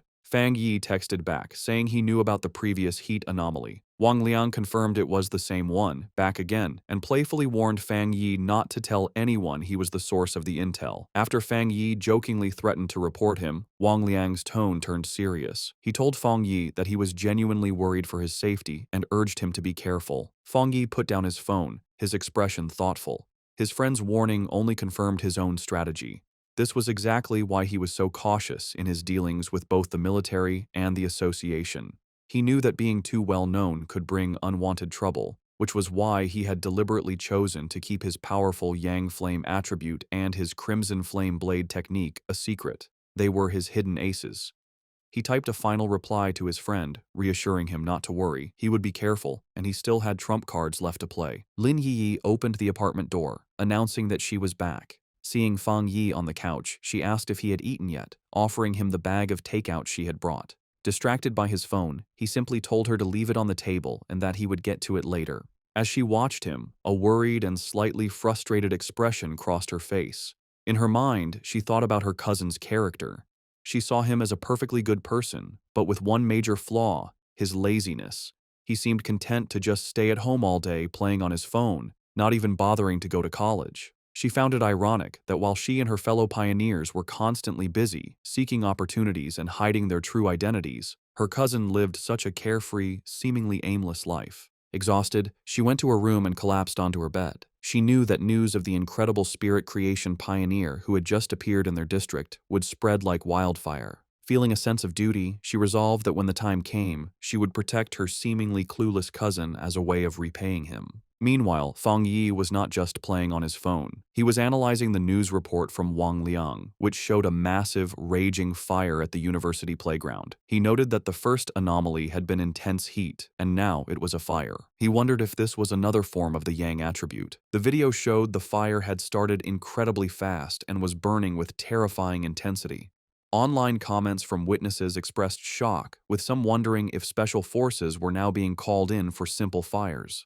The report also mentioned that all the surrounding trees and flower beds had been burned and the area was now completely locked down. Fang Yi observed that the video was short and ended suddenly, but it was clear this situation was far more serious than the previous incident at the university. He wondered what would be different about this new Yang attribute. Realizing he had to investigate in person, he knew that to get into the sealed-off area, he would have to contact his new military acquaintance, Ji Royan. The next day, a crowd of reporters had gathered outside the sealed gates of Chingcheng University, blocked by a line of soldiers. They shouted questions, asking for confirmation about the rumors of a fire that couldn't be put out, and demanding to know why an incident of this size was not being reported in the news. As the reporters pressed for answers, Ji Ruoyan and Fang Yi arrived. The crowd watched, wondering who these two imposing figures were as the soldiers immediately opened the gates, allowing them to pass without question. The reporters were left outside, confused as to how they had gotten in so easily when they had been completely blocked. Inside the cordoned-off area, they looked out over the smoldering ruins of the university playground. Fang Yi remarked on the sheer destructive power, questioning if this was the sky fire he had heard about. Ji Ruoyan confirmed that was its official name. She explained its terrifying nature. It appeared without warning, was impossible to put out, and could only be left to burn itself out until everything it wanted was turned to ash. The name, she suggested, was quite fitting. With the initial look done, Ji Ruoyan told Fang Yi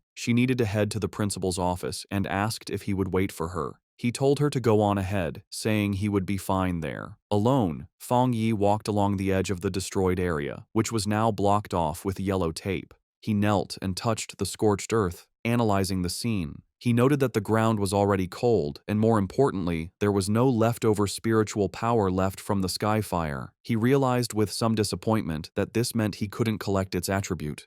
His plan had been too simple. His thoughts were suddenly interrupted when a familiar voice called his name. He looked up to see his ex-girlfriend, Chu Qingli, standing on the steps nearby with a friend. She asked in surprise what he was doing there. Her friend with glasses immediately recognized his name, asking Chu Qingli if this was the ex-boyfriend she had mentioned, the one who had only gotten into a vocational college. Chu Qingli simply confirmed it was him. The friend then patted Chu Qingli's shoulder with a smug, condescending look. She told Fang Yi that she understood he was likely there because he was still hung up on his ex, but now that the gap between their lives was so big, he should just give up. Fang Yi could only stare back, genuinely confused by her assumption, questioning the very idea that he would be hung up on her. From a distance, other students began to gossip about the scene. They wondered who the guy with the school beauty Chu Qingli was, guessing he must be another sad suitor. They noted he didn't look like a student from their university and complained about how security could have let an outsider in. Chu Qingli's friend with glasses stepped forward, aggressively confronting Fang Yi. She told him that Chu Qingli was now the university's campus belle and that he should think clearly about his actions. She warned him that countless guys far better than him were pursuing her and that he didn't even rank. She ordered him to leave, telling him this was not a place he belonged. She then threatened to report him to the disciplinary office if he didn't explain how he got in. Meanwhile, Chu Qingli watched him with a complicated expression. She remembered him claiming he wouldn't regret their breakup, yet here he was. She concluded that his previous lack of interest must have been an act, and that he was just putting on a brave face. Their confrontation was interrupted when Ji Royan returned, asking Fang Yi if the girl was his friend. Chu Qingli was surprised by the sudden appearance of the imposing red-haired woman. Fang Yi coolly dismissed the idea, clarifying that they were merely high school classmates and couldn't be considered friends. Ji Royan accepted his explanation, simply saying they were just classmates. Ji Royan then put on a pair of sunglasses, her already intimidating presence growing even stronger. Both Chu Qingli and her friend were visibly nervous by the woman's powerful aura, wondering who she was and how she could possibly know someone like Fang Yi. Ji Ruoyan then turned to Fang Yi with an update. She explained that she had spoken with the principal, and the matter of the Skyfire was more complicated than they had thought. She told him that the principal was coming to take them to the fire's starting point, and since Fang Yi was now a special military consultant, his presence was required. Fang Yi agreed without any issue. Just then, a group of stern-looking officials in suits arrived, ordering everyone to scatter and announcing that the playground was to remain sealed off. Chu Qingli gasped in shock, recognizing the man leading the group as the university's principal. The other students were equally stunned. The principal was known to be an incredibly busy and hard-to-find figure, someone who was rarely seen on campus. They realized with awe that he had come personally to meet with Fang Yi and the mysterious red-haired woman. Chu Qingli's friend, however, completely misread the situation. She smirked, thinking that the principal had finally arrived to deal with the two people who weren't supposed to be there. Chu Qingli, however, remained silent, a look of uncertainty on her face. To the absolute shock of Chu Qingli and her friend, the principal and his group did not approach Fang Yi and Ji Ruoyan as trespassers. Instead, the elderly principal walked directly up to Fang Yi and greeted him with a warm, respectful handshake. He addressed Fang Yi as the consultant introduced by Ji Ruoyan, explaining how worried he had been about the school's recent anomalies and the safety of the students. He expressed his immense relief that they had come to solve the situation. In an even more stunning display, the principal then bowed slightly to Fang Yi, formally putting him in charge of the entire playground matter. From where she stood, Chu Qingli could only watch, her eyes wide with total disbelief as her entire view of her ex-boyfriend was shattered in an instant. The principal's security then moved to secure the area, forming a human barrier and ordering all unrelated people to step back. As the crowd of students, including Chu Qingli, was pushed away, they buzzed with confusion, unable to understand why their respected principal was bowing to such a young man. Lost in the crowd, Chu Qingli listened as the students' opinions changed around her. They now guessed that Fang Yi must have some extraordinary special identity to deserve such treatment. Someone recalled that just moments ago, he had been dismissed as Chu Qingli's suitor or ex-boyfriend. Another person remarked on the complete reversal of status, suggesting that now, even if she were to pursue him, she might not even be able to get his attention. The final cutting realization settled in as the crowd noticed that throughout the entire exchange, the young man had not once looked at or acknowledged the campus belle, leaving her to stand alone and completely ignored. At Qingcheng University's North District, the principal led Fang Yi and Ji Ruoyan to the site of the anomaly. He explained the series of events, starting with the Golden Sun incident, which he had hoped was the end of their problems. However, a few nights ago, a fire had started on a playground. A fire so intense that even the fire department couldn't put it out. He was thankful it happened at night when no students were around, allowing them to quickly seal off the area. The principal continued, his face growing more serious. While a single fire might have been a fluke, it was followed by fires on 2 more playgrounds. He said he had personally seen a crimson flame come down from the sky and float in mid-air, a clear sign of a supernatural event. He told them that while the other fires were eventually put out, one still remained.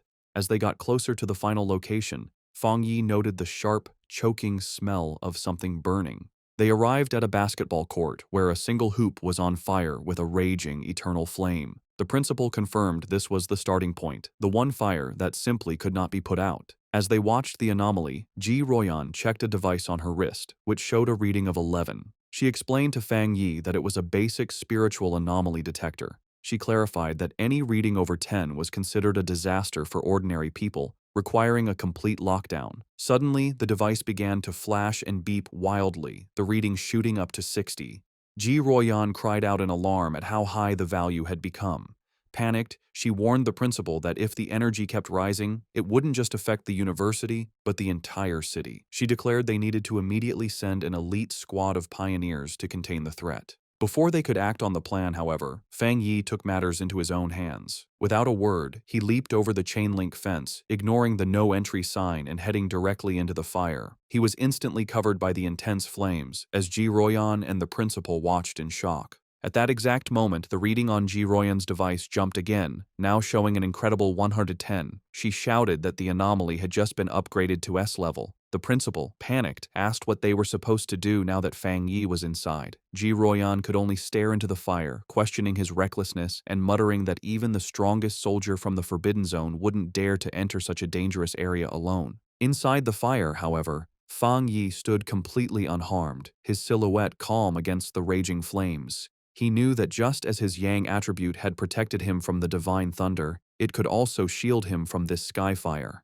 But he quickly found a major problem. While his power was protecting him, it also stopped him from touching the source flame itself, which meant he couldn't activate his system's ability to create a new technique. Realizing his protective aura was both a help and a hindrance, Fang Yi knew he had to get to the source flame. He watched as the fire wrapped around the basketball hoop like a great fiery dragon, understanding that he needed to get to its heart. Without hesitation, he prepared to face the fire head-on as the fiery dragon lunged toward him with a ferocious roar. In an incredibly risky move, he deliberately turned off his Golden Sun protective aura, leaving himself completely vulnerable. The sky fire instantly rushed in, covering his body in a storm of raw, burning energy. He gritted his teeth against the searing pain as the flames burned him, but he forced his hand forward, determined to touch the anomaly's core. His gamble worked.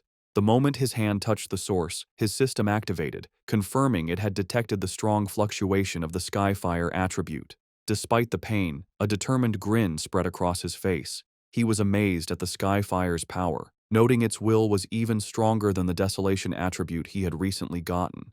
With fierce determination, he declared that he would absorb this power no matter the cost. The system began its final calculation, successfully compiling the new data. With a triumphant smirk, he knew he had succeeded. A new system window appeared, announcing his reward.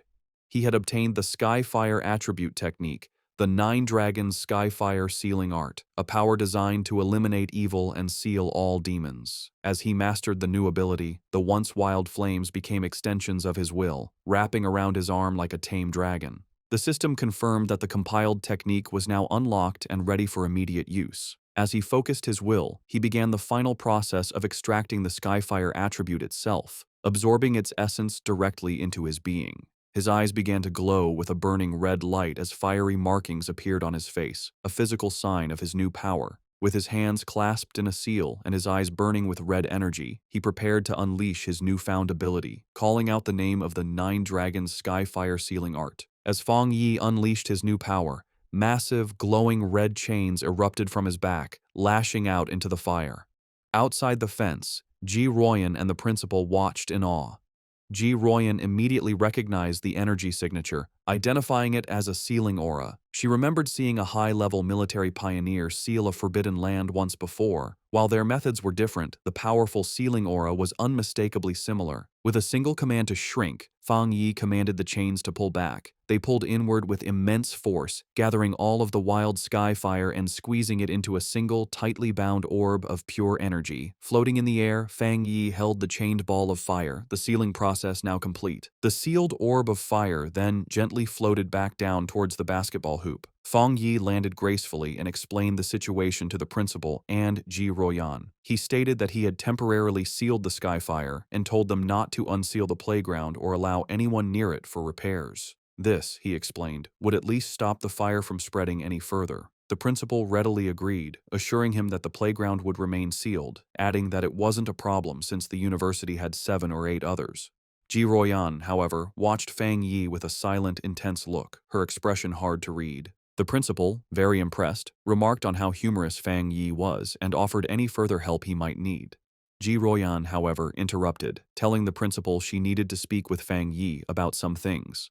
The principal happily excused himself, leaving the two of them alone. Once he was gone, Ji Ruoyan turned to Fang Yi, her tone direct and serious. She told him that he had been hiding his true depths very well. Fang Yi tried to play it off casually, saying that the Skyfire was indeed powerful and hard to deal with, but she saw right through his act. With a sharp look, she told him to stop pretending, making it clear that she wasn't talking about the fire, but about his own incredible talent and level of power. Ji Ruoyan dropped her intense questioning, admitting that it was normal for pioneers to have secrets, especially for one as powerful as him. Fang Yi simply listened with a calm expression. Her tone then shifted, becoming more serious and sincere. She explained that although she had no right to ask anything of him, she hoped he would listen carefully. She painted a dark picture of a future world in chaos, a time of great change where the Zio nation would desperately need top-tier talents like him. She put his potential into clear perspective, telling him that once the spiritual energy fully revived, a person of his power would be as important as a modern-day nuclear weapon. Because of this, she warned, every major power, from the various military forbidden zones to the Spiritual Energy Association, would rush to recruit him. She told him to be prepared for high-level officials to personally give him invitations with incredibly generous offers. She admitted she had her own reasons for telling him this. If he were to join her military unit, it would be a great asset, and they would gain a powerful friend. Therefore, she advised him to start thinking about his options now, so he wouldn't be caught off guard when the time came. Fang Yi, however, was silent for a moment before asking a curious question. He asked why both she and Wang Liang seemed so hesitant to recruit him for their own forbidden zone, even acting as if they weren't worthy. Ji Royan explained that it was because of another legendary military region, a group so insanely powerful that she felt he would be far more interested in joining them instead. A small smirk appeared on Fang Yi's face as he confirmed if she meant a top-level unit. She confirmed that was the case, though she admitted she hadn't seen them much herself. She had heard they were extremely busy lately, so much so that even officers from other military regions were feeling the pressure of their activities. Changing the subject, she suggested they stop talking and go, as the principal had invited them to eat at the university cafeteria. As they walked, Fang Yi silently concluded that even the nation's most powerful forces were facing their own big troubles. His mind raced with the implications. Ji Royan's words meant that terrifying anomalies, with power far beyond the capabilities of current pioneers, had already begun to appear. He realized that the pioneers fighting these threats must include spirit creation realm cultivators like himself, and perhaps some who were even stronger. A new sense of urgency washed over him. He felt that the day of the full spiritual energy revival was fast approaching, and his preparations were still far from enough. His thoughts then shifted back to the immediate task at hand, how to best use the Skyfire attribute he had just collected. He analyzed its nature, an irregular, wild, and all-consuming flame that left nothing in its wake. He realized it would be the perfect weapon against anomalies that could reproduce or regenerate endlessly. Suddenly, an idea struck him. The wild and powerful nature of the Skyfire was a perfect match for his Crimson Flame Blade technique. He imagined enchanting his sword with this new power, realizing it would be an incredible enhancement to his fighting style.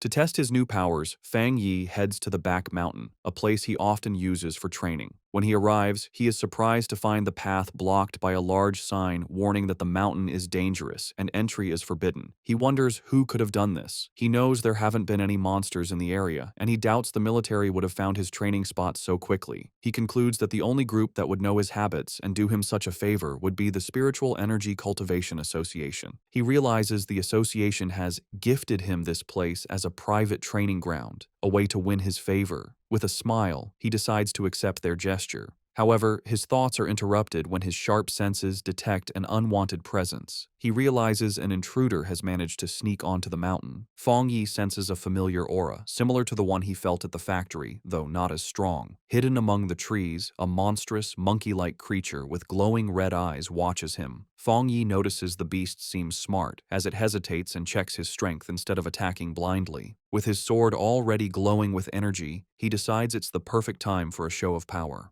A system window appears before him, asking if he wants to put the newly acquired Skyfire attribute into his Tang sword. The system describes Skyfire as a powerful light attribute, perfect for destroying evil. With a fiery determination in his eyes, Fang Yi accepts. Immediately, his sword erupts in a column of endless, crackling flames.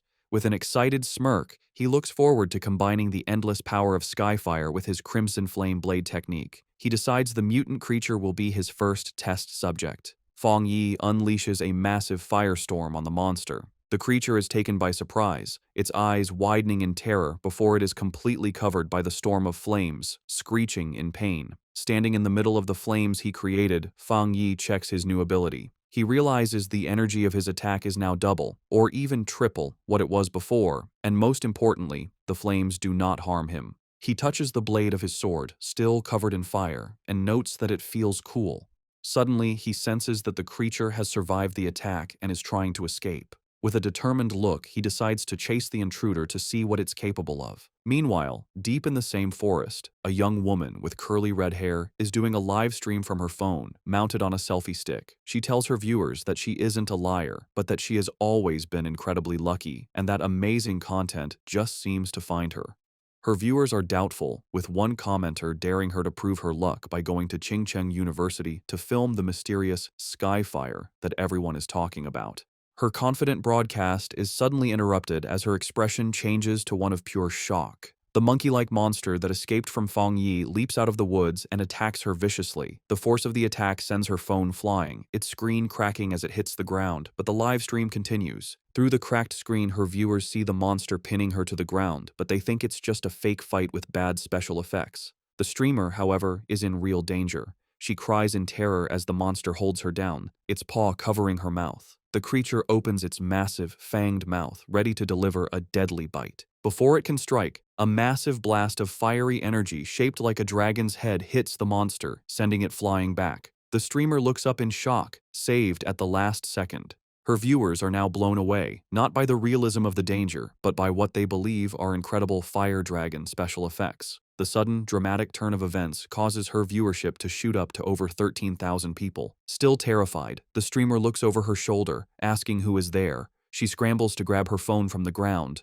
Getting to her feet, she aims the camera at the source of the attack. She stands before a raging fire and shouts to her audience that she has captured it on film, that there is a person standing inside the fire. Her camera captures the silhouette of Fang Yi standing completely unharmed within the flames. In her terrified and amazed mind, she concludes that she has just been rescued by a true immortal. The video of Fang Yi's rescue of the live streamer, Malala, instantly goes viral. It becomes the top trending topic online, with over 13.5 million views. The headlines are dramatic, calling him a mysterious man of skyfire, the king of flames, and an immortal come down to earth to save the world. In an office, Chu Qingli's friend excitedly calls her over to look at the video on her computer screen. She is thrilled, telling Chu Qingli that this proves powerful cultivators are real and that the skyfire at the university was no fake. Chu Qingli, however, is dismissive, telling her friend not to believe such things and that it's all just acting and special effects. But as she looks closer at the screen, her doubtful expression freezes into one of shock and recognition. Her friend, not noticing her reaction, points excitedly at the screen, triumphantly saying she was right and commenting on how handsome the man in the video is, before noticing her friend's stunned silence.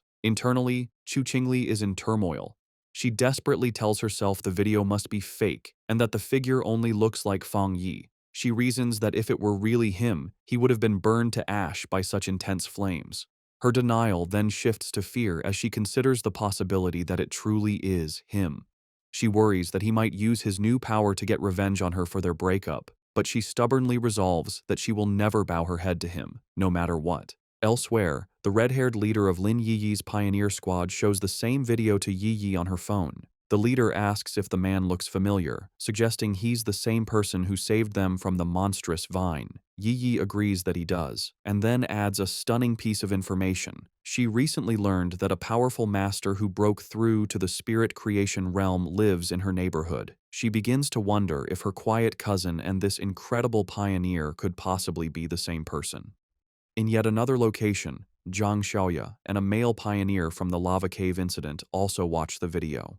The man recognizes Fang Yi's fighting stance and points out how much stronger he has become, while his companion notes that the way he wields his blade is identical, realizing they were incredibly lucky to have had such a powerful figure on their side. The news of Fang Yi's public display of power reaches the highest levels of the nation's two main organizations. Inside a sleek, modern skyscraper, likely the association headquarters, the city's crisis seems to be getting worse, with the current pioneers struggling to keep up. In a high-level meeting room, Su Qingying addresses a group of officials. She informs them that the military has already been in deep communication with Fang Yi, and she expresses her firm belief that he will agree to help them. Meanwhile, in a military command center, Ji Ruoyan, Major Han Li, and other officers discuss the new intelligence. They are astounded by his rapid progress, calling him a monster for reaching the spirit creation realm so quickly. They debate how many high-tier attributes he could possibly possess, with one officer concluding it must be 3 or even more. They agree that trying to intimidate him was foolish and that their only option is to recruit him.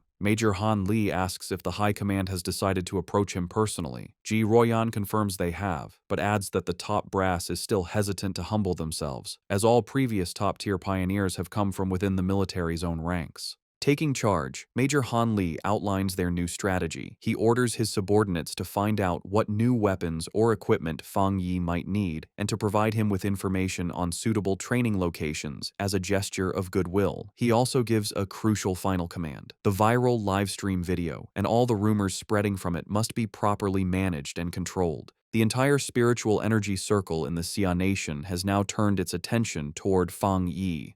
Both Su Qingying and Ji Royan think about his future.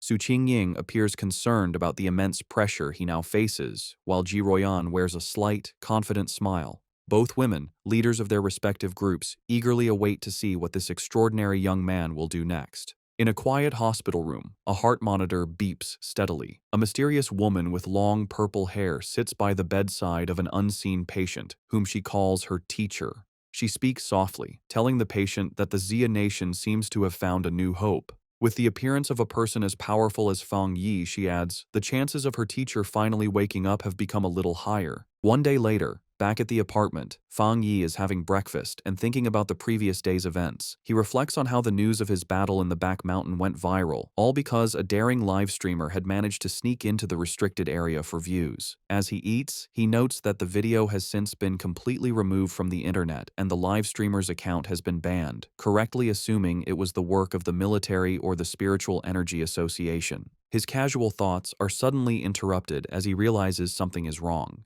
His cousin, Lin Yi, never came home the previous night and hasn't sent him any messages. He finds this very unusual, even if she was out on a mission. A feeling of unease grows as he tries to call her, but the call goes directly to an out-of-service message. Now genuinely worried, he knows something must be wrong and decides he has to go find her. Meanwhile, deep in a dark and misty forest, Lin Yi and the red-haired leader of her pioneer squad are lost and trapped. The leader asks Yi if she has any idea how long they've been stuck there.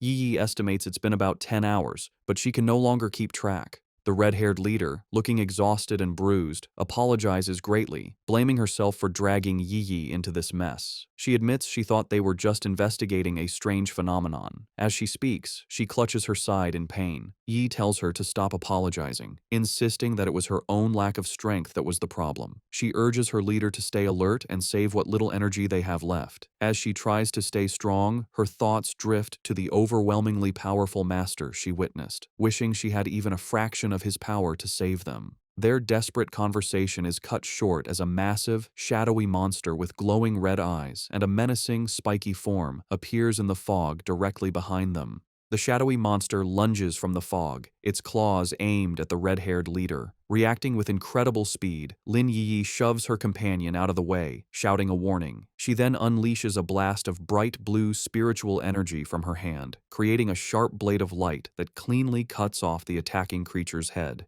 As they get to their feet, more of these shadowy, zombie-like figures come out of the fog. Yi realizes with horror that these must be the reanimated bodies of other people who were trapped and died in this place.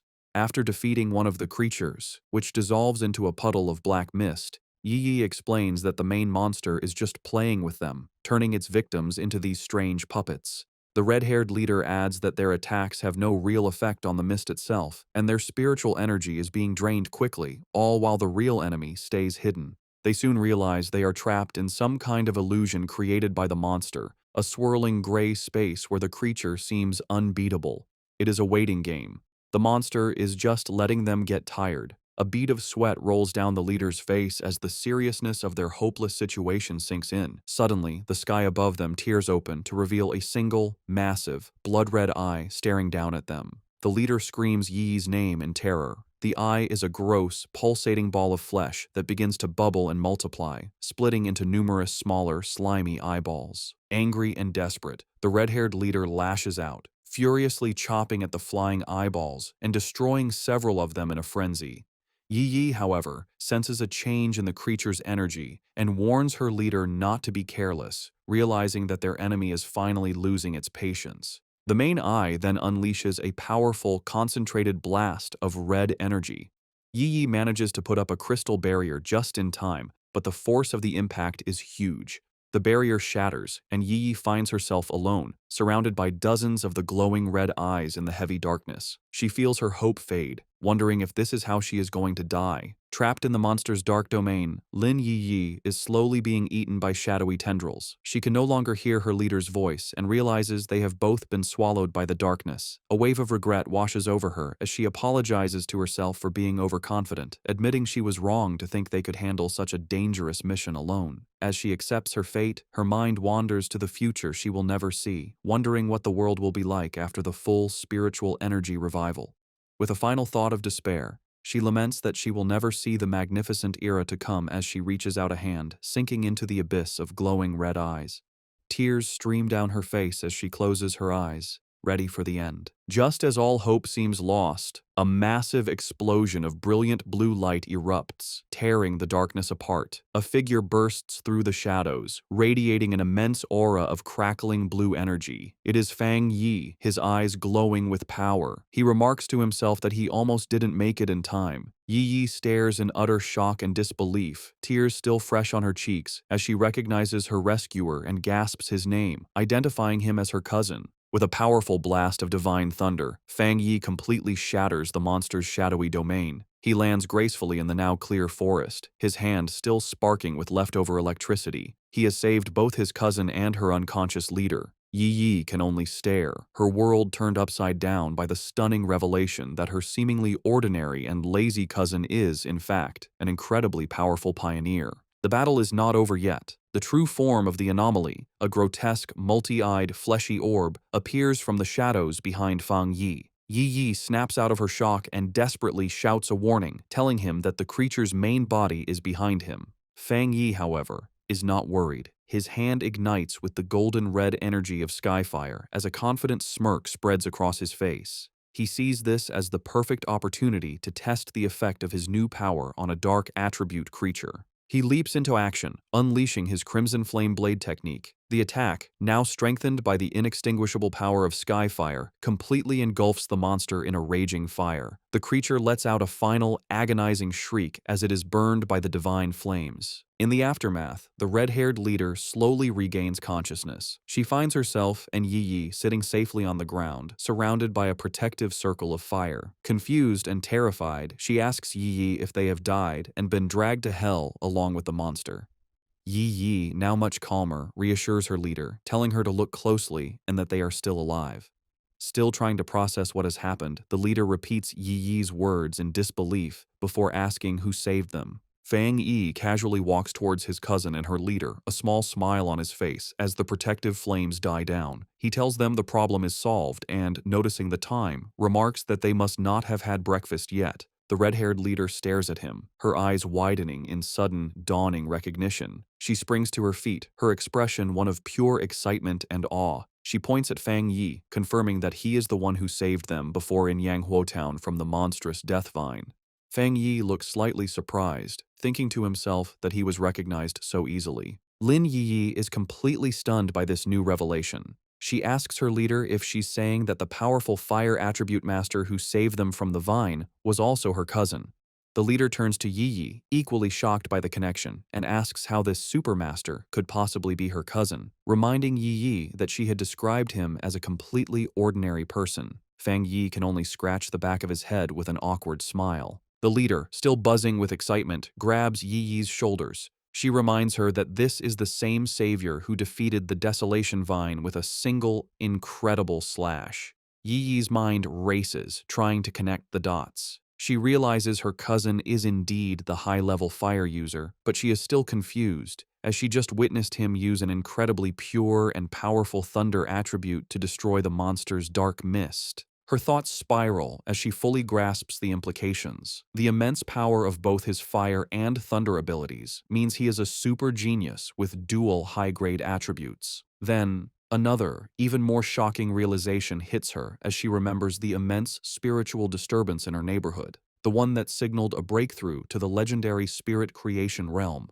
She wonders if that incredible display of power was also her cousin's doing. Tired of the confusion, Fang Yi cuts in and confirms that yes, it was all him. He then changes the subject, asking them about the dark attribute anomaly. He says that they should have known this type of creature was not to be taken lightly, and asks why only the two of them came and where the rest of their teammates were.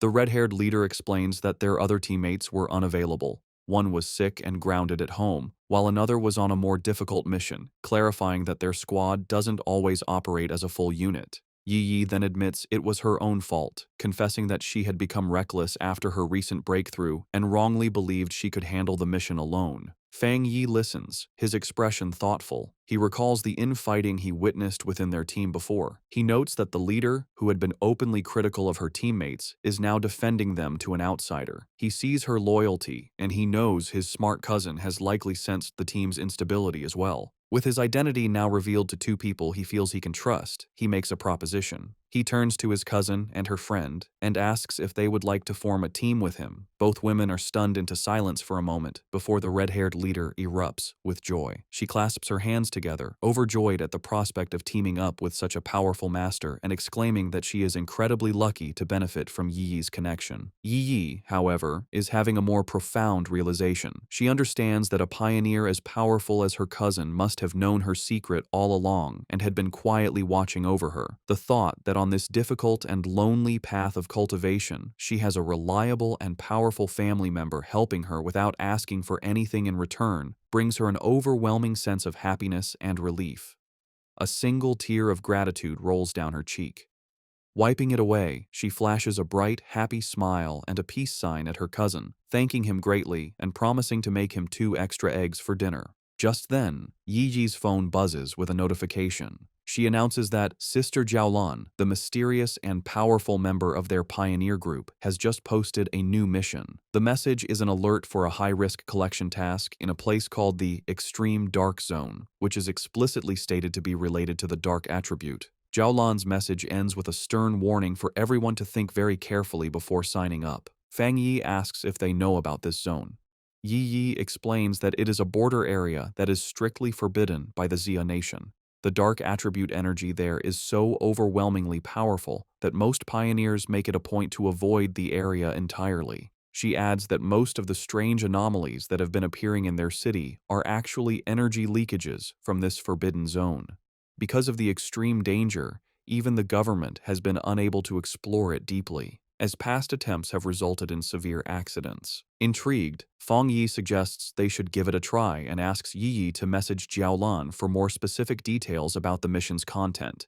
Yi Yi replies that it's useless, as Jiaolan is famously mysterious and rarely says more than a few words at a time. Fang Yi considers this information. He deduces that for Jiaolan to be able to issue a mission in a top-secret government-controlled area, she must either be an incredibly bold rogue going against the authorities, or she holds a high-ranking position within the military or the Spiritual Energy Association. He concludes that the latter is far more likely. Despite her doubts, Yi Yi, using her online handle Feng Heiju, sends a message to Jiaolan, stating her interest in signing up and asking for more details. To both her and the red-haired leader's surprise, Jiaolan replies with uncharacteristic detail. The mission is to collect something called a shizai flower. She warns that while the rewards for this mission are much higher than usual, all the dangers within the extreme dark zone are related to the dark attribute, and the risk level is far greater than anything they have encountered before. She explicitly advises all pioneers to form teams before attempting the mission. The two women are stunned by how thorough her response is, as it's completely out of character for her. A moment later, another, even more direct message from Jiaolan arrives. She warns that the mission could involve an S-level anomaly and that the death rate is extremely high, urging them to reconsider. Then, she adds a final, thinly veiled piece of advice. If you have a strong and reliable pioneer to team up with, it's not too late to sign up. Elsewhere, the mysterious purple-haired woman from the hospital, who is revealed to be Jiaolan, walks down a corridor flanked by guards. She looks at her phone and thinks to herself that she's done all she can. It is now up to that person to decide if they are willing to accept the challenge. Back in the park, Fang Yi smirks, having completely understood the subtext. He tells Yi Yi that Jiaolan's message isn't just a warning, it's a direct and personal invitation.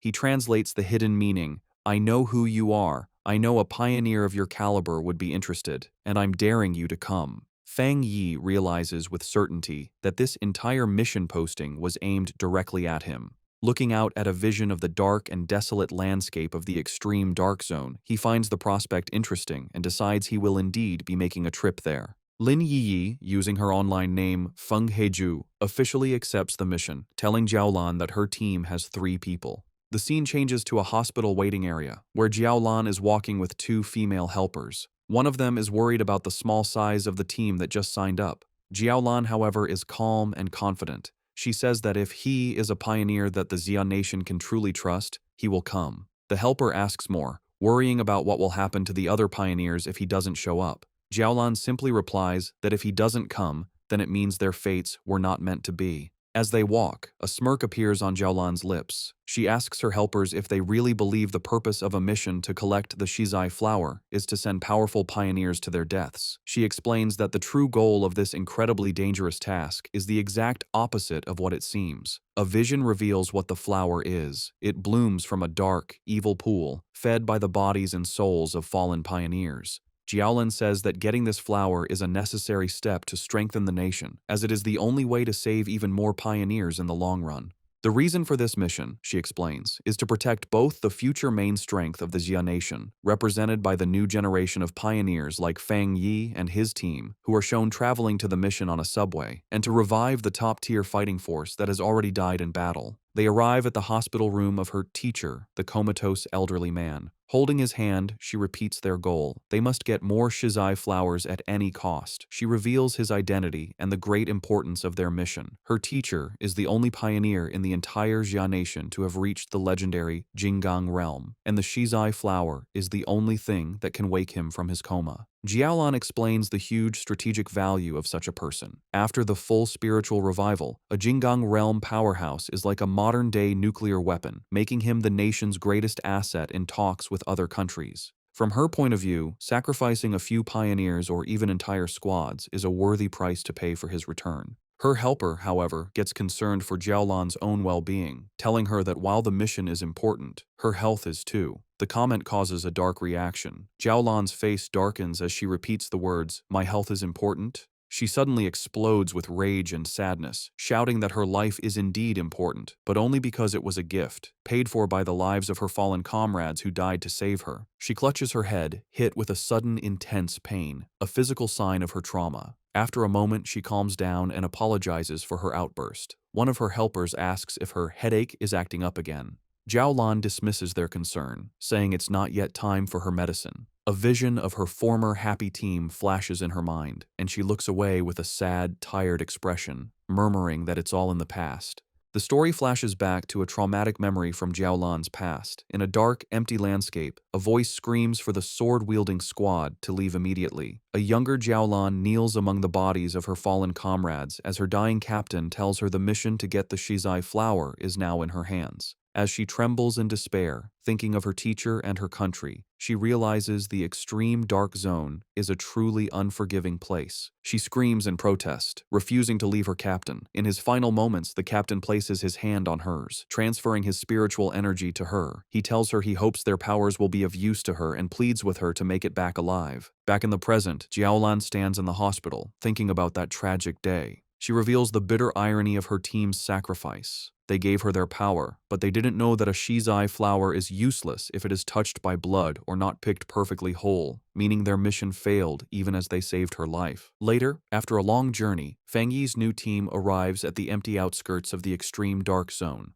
The red-haired leader complains about the long walk. She asks why they don't just fly, given their power. Yi explains that even for pioneers, flying for a long time is not possible until one's spiritual energy is overwhelmingly large. Fang Yi remains silent, his glowing red eyes focused on their destination. They finally arrive at a massive, heavily guarded checkpoint that marks the entrance to the zone. Beyond rows of tank traps and fencing, they see a shimmering blue energy barrier. Fang Yi confirms that this must be the extreme dark zone. Even from a distance and through the multiple barriers, he can feel the deeply unpleasant aura of the dark attribute coming through. Yi and her leader are clearly disturbed by the heavy energy, with the leader saying that it's 1,000 times more terrifying than the monster they fought before. Fang Yi simply tells them to stay calm. He then points out that they are not the only ones who have answered the call. A large, diverse crowd of other pioneers has already gathered at the checkpoint, waiting for the mission to begin. Yi guesses that the pioneers are not just here for the big reward.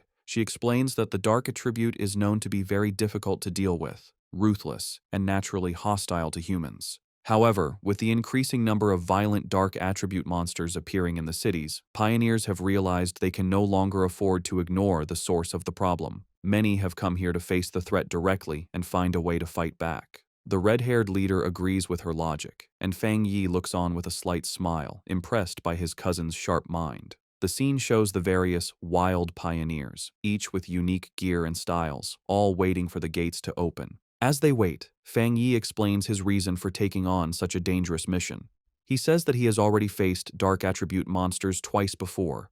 The first was the mutated rabbit, which was more like some kind of gross, rat-like beast.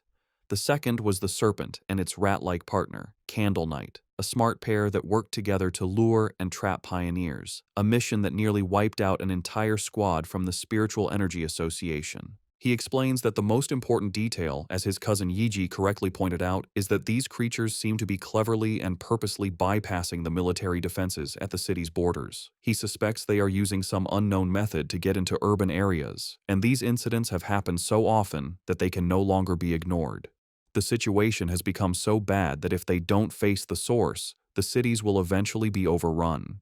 Therefore, he concludes, they have no choice but to go to the extreme dark zone. At the checkpoint, a military officer watches as Su Qingying briefs a group of pioneers before the energy barrier. She stands with a grim and serious expression, ready for the dangerous mission ahead. Her focus is broken when she spots a familiar group approaching. She is completely shocked to see Fang Yi walking up with Lin Yi and the red-haired leader. Her green-haired subordinate, Zhang Xiaoya, is equally surprised and calls out to her, but Su Qingying is frozen, covering her mouth in a panic. She silently prays that the great master won't notice her in the crowd, but her hopes are crushed when Fang Yi looks directly at her, a questioning look on his face as he calls out her name, identifying her as Captain Su. Resigned, Su Jingying walks over with her cloaked squad members, having already received military information about Fang Yi's team. The red-haired leader, always mischievous, sizes up the beautiful silver-haired girl and asks Fang Yi if this is Yi Yi's sister-in-law, a teasing term for a potential girlfriend. The suggestion sends both Yi Yi and Su Qingying into a panic. Su Qingying blushes and waves her arms, exclaiming what a huge misunderstanding it is. Fang Yi calmly clarifies that she is not, explaining that she is Captain Su from the Spiritual Energy Association who helps him out with miscellaneous tasks. This explanation, however, only seems to make Su Qingying more flustered, as she finds the description even more annoying than the romantic idea. Their conversation is interrupted by a loud, arrogant voice. An imposing older man in heavy red armor with two other armored pioneers steps forward and calls them a bunch of shameless brats.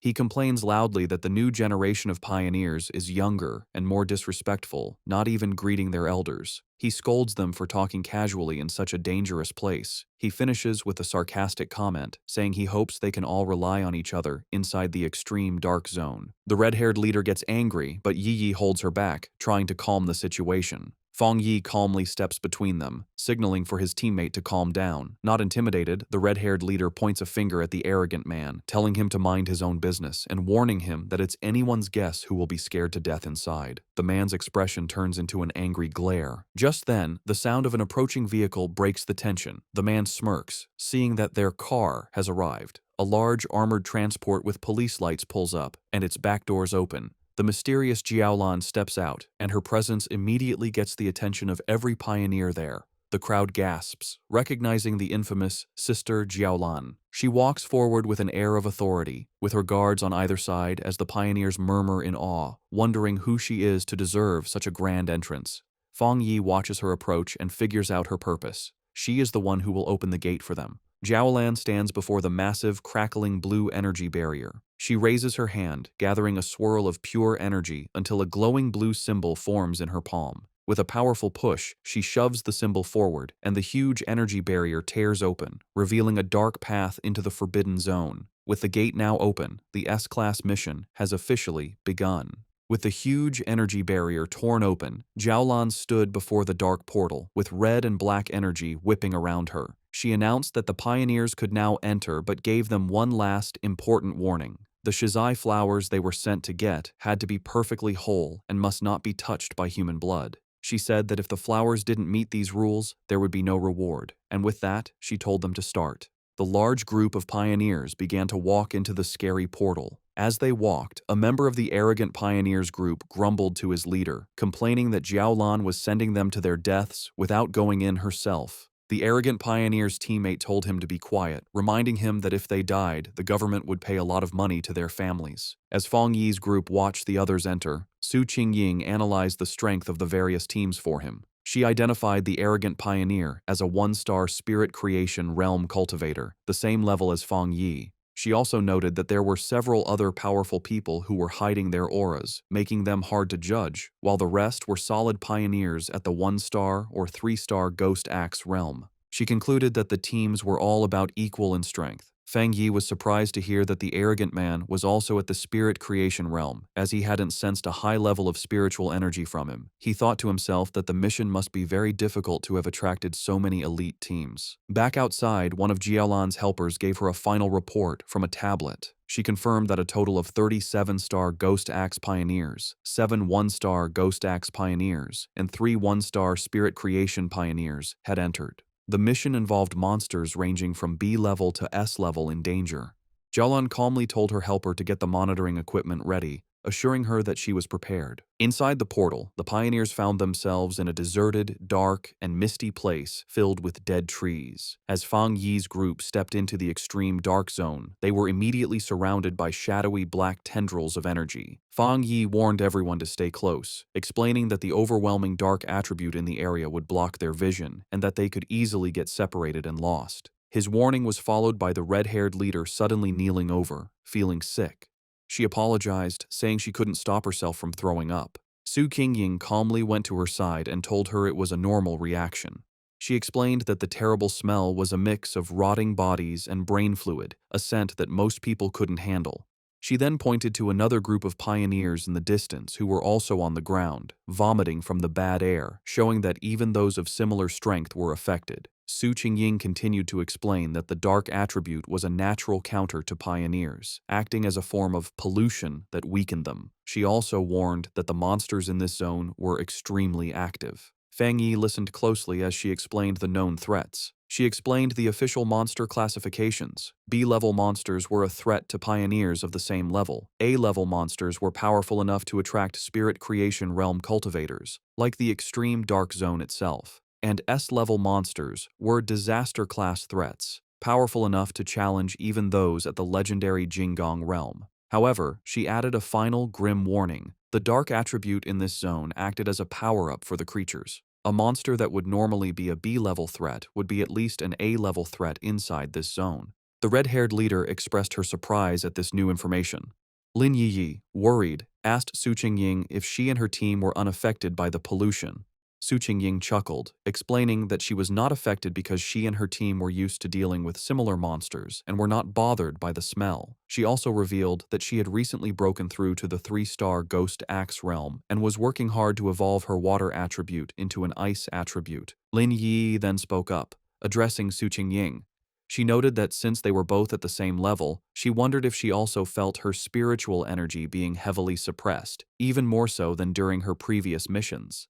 Su Qingying confirmed her suspicion, adding a grim warning that many high-level masters, including 1-star spirit creation military elites, had died in this zone, so they needed to be extremely careful. As they went deeper into the deserted landscape, Su Qingying took the lead. She saw that they could no longer see the group ahead of them and urged her team to move a little faster. She then gave an important instruction. They should all speak less to save their physical strength and concentrate their spiritual energy to prevent the heavy dark mist from taking advantage of any weakness. As he walked, Fang Yi thought about his own condition. He was surprised that he didn't feel the same severe discomfort as the others. He concluded that it was likely because his enhanced yang and thunder attributes naturally pushed back the dark attribute, or perhaps his spiritual power had simply become stronger after his breakthrough to the spirit creation realm. Elsewhere in the zone, the arrogant pioneer and his team were in a fierce battle. With a powerful slash of his glowing green sword, the leader easily cut off the head of a monstrous beast. He laughed arrogantly, mocking the zone's dangers. His teammates cheered him on as he declared that they would be the ones to get the Shizai flower, vowing to show the younger generation what true strength looked like. Back with Fang Yi's group, Lin Yi was still struggling with nausea, making small gagging sounds. Fang Yi noticed her distress and thought to himself that despite her power, she was still just a child. He gently placed a hand on her back, sending a comforting wave of spiritual energy through her. The effect was immediate. Lin Yi felt the nausea and the chilling cold vanish, replaced by a comforting warmth like the winter sun. She marveled at the incredible power of the spirit creation realm. She commented on the comforting warmth of what she believed to be a rare, high-grade fire attribute. She thought about how her own wood attribute slowly absorbs energy and how Su Qingying had mentioned her own water attribute turning into the rare ice attribute. Fang Yi corrected her, clarifying that it wasn't a fire attribute, but the yang attribute. He apologized for not explaining it to her before, and casually revealed that he was the one responsible for both the incident at the North Gate and the fire on the playground at Qingcheng University. The red-haired leader was shocked by this confession. She asked in disbelief if he was admitting to having 3 different high-grade attributes. Fang Yi explained that the 2 fire-related events were not the same, noting there were small but important differences between the Yang and Skyfire attributes. Inwardly, Fang Yi thought about his 4th power, the Desolation attribute. He decided to keep it a secret, believing it was always wise to have a hidden advantage. Outwardly, he gave a vague confirmation to his team's amazed questions. The red-haired leader, shivering from the heavy cold, nervously approached Fang Yi. She explained that she had not yet reached the 3-star Ghost Axe realm and couldn't sense attributes very well, but she knew his Yang attribute could help her. Promising to behave, she shyly asked if he could warm her up as well. Fang Yi agreed to warm her for the day and placed a hand on her shoulder, sending a comforting wave of energy through her that made her yelp in surprise. As she breathed out a visible puff of warm air, sighing in relief, Zhang Xiaoya and the other member of Su Qingying's squad looked on in confusion. Seeing how well it worked, Fang Yi kindly offered the same to Su Qingying's team. After a moment's hesitation, Su Qingying admitted that the warmth felt nice, and her 2 enthusiastic subordinates eagerly accepted the offer. With a series of quick pats, Fang Yi shared his protective yang energy with the 3 women, who all expressed their surprise and gratitude for the comforting warmth. Their brief moment of comfort was shattered by the sound of heavy, clawed footsteps crunching on the dead ground nearby. Fang Yi's expression instantly hardened as his senses picked up the threat, and he warned the group that a monster was approaching. Suddenly, a massive, shadowy wolf-like creature lunged from the mist. Su Qingying reacted instantly, leaping forward and creating a long blade of blue energy to stop the attack. The beast landed with a thud directly behind the terrified red-haired leader, causing Fang Yi to shout a warning to her. The monster, surrounded by a menacing purple and black aura, let out a furious roar and charged. Su Qingying identified it as a dangerous A-level monster. Declaring that she would handle it, she stepped forward and unleashed a powerful blast of sharp ice energy from her hand, which hit the creature directly. To their surprise, the monster vanished into nothingness upon impact. Su Qingying stood ready, an ice crystal forming in her hand, as Lin Yi wondered aloud if it had disappeared. However, Fang Yi saw the truth behind the attack. His sharp eyes pierced through the mist, revealing that the monster had been a distraction. The real threat was a massive horde of zombie-like figures with glowing red eyes, walking silently toward them. He shouted a desperate warning for everyone to watch their feet, but it was too late. The ground beneath them erupted in a mass of shadowy hands and tendrils, trapping the entire group as the zombie horde closed in from all sides. Surrounded by the grabbing zombie horde, Fang Yi calmly told his companions to get back as he drew his sword. His eyes lit up with a brilliant, fiery light, and he unleashed a massive, explosive wave of pure fire. The entire horde was instantly burned by the inferno, their shadowy forms dissolving into the flames as they shrieked in pain. Standing among the dying embers, Fang Yi casually twirled his sword, announcing that they were safe for the moment. He explained that despite the illusion of a large crowd, there had only been 2 monsters controlling the puppets. Su Qingying was shocked, realizing that the monsters in this zone had already evolved to the point where they could mimic human language. Fang Yi grimly suggested that it was likely because they had eaten many people and learned from their victims. The group was stunned by the power they had just seen. Su Qingying noted that the extreme dark zone was so dangerous that it had made even the weakest of these creatures into A-level threats, making them impossible for anyone below the spirit creation realm to fight head-on. In a separate location, the mysterious Jiao Lan watched the event unfold. She was impressed, realizing that Fang Yi had destroyed 2 A-level phantom beasts with a single strike. She admitted to herself that even she would have needed to fight them for several rounds to win. Understanding the new level of danger, Lin Yiyi declared that if what Su Qingying said was true, it was more important than ever for them to stick together. She warned that the monsters could disguise themselves and attack when they let their guard down, and she urged the red-haired leader to get up from the ground. The red-haired leader, however, was still shaken, not by the monsters, but by the overwhelming power of Fang Yi's attack. She complained about the terrifyingly heavy aura, which she found more suffocating than the zombies, feeling that even a slight touch from his flames would have killed her. Suddenly, a deep rumbling sound echoed through the deserted landscape. Lin Yi asked if the others could hear what sounded like ocean waves. The ground began to shake violently, causing the entire group to stumble and lose their balance. In the distance, they saw other pioneer teams fleeing in absolute terror. One man desperately shouted at his comrade to stop fighting and run, screaming that the approaching threat was pure evil and that they were seeing ghosts. Fang Yi, Su Qingying, and Lin Yiyi watched with grim expressions as the chaos unfolded. Before them, a massive, swirling vortex of pure dark energy, filled with countless monstrous forms and glowing red eyes, swept across the landscape, consuming everything in its path. The arrogant pioneer and his team were caught in the middle of the disaster, which was identified as the legendary Dark Tide. As the terrifying dark tide swept across the land, eating pioneers who screamed for help, the arrogant pioneer scoffed. He dismissed the threat, proudly declaring that if the regular troops couldn't handle it, it didn't mean he couldn't. With a defiant roar, he summoned a huge barrier of green energy with his sword, proclaiming that everything inside the zone was his to take. He then charged recklessly into the heart of the swirling red and black storm. His confidence was instantly broken.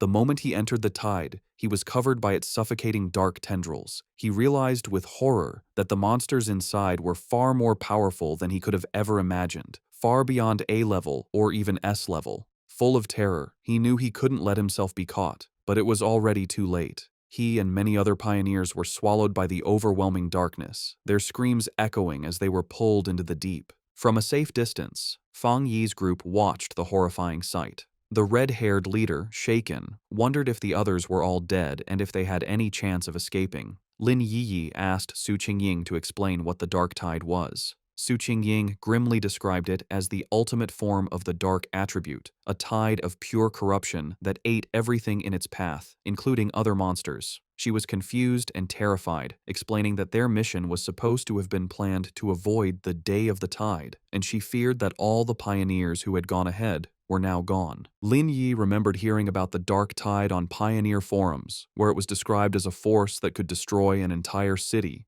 Terrified, she urged her cousin to retreat while they still had time. Fang Yi, however, stayed calm. He told everyone not to panic and created a large protective barrier of golden energy, crackling with blue lightning, around the whole group. He explained that this spiritual shield was a natural counter to the dark attribute and told them that, if they needed to, they could combine their powers to keep the barrier up and survive the tide's impact. Su Qingying was shocked by his plan, asking what he was going to do.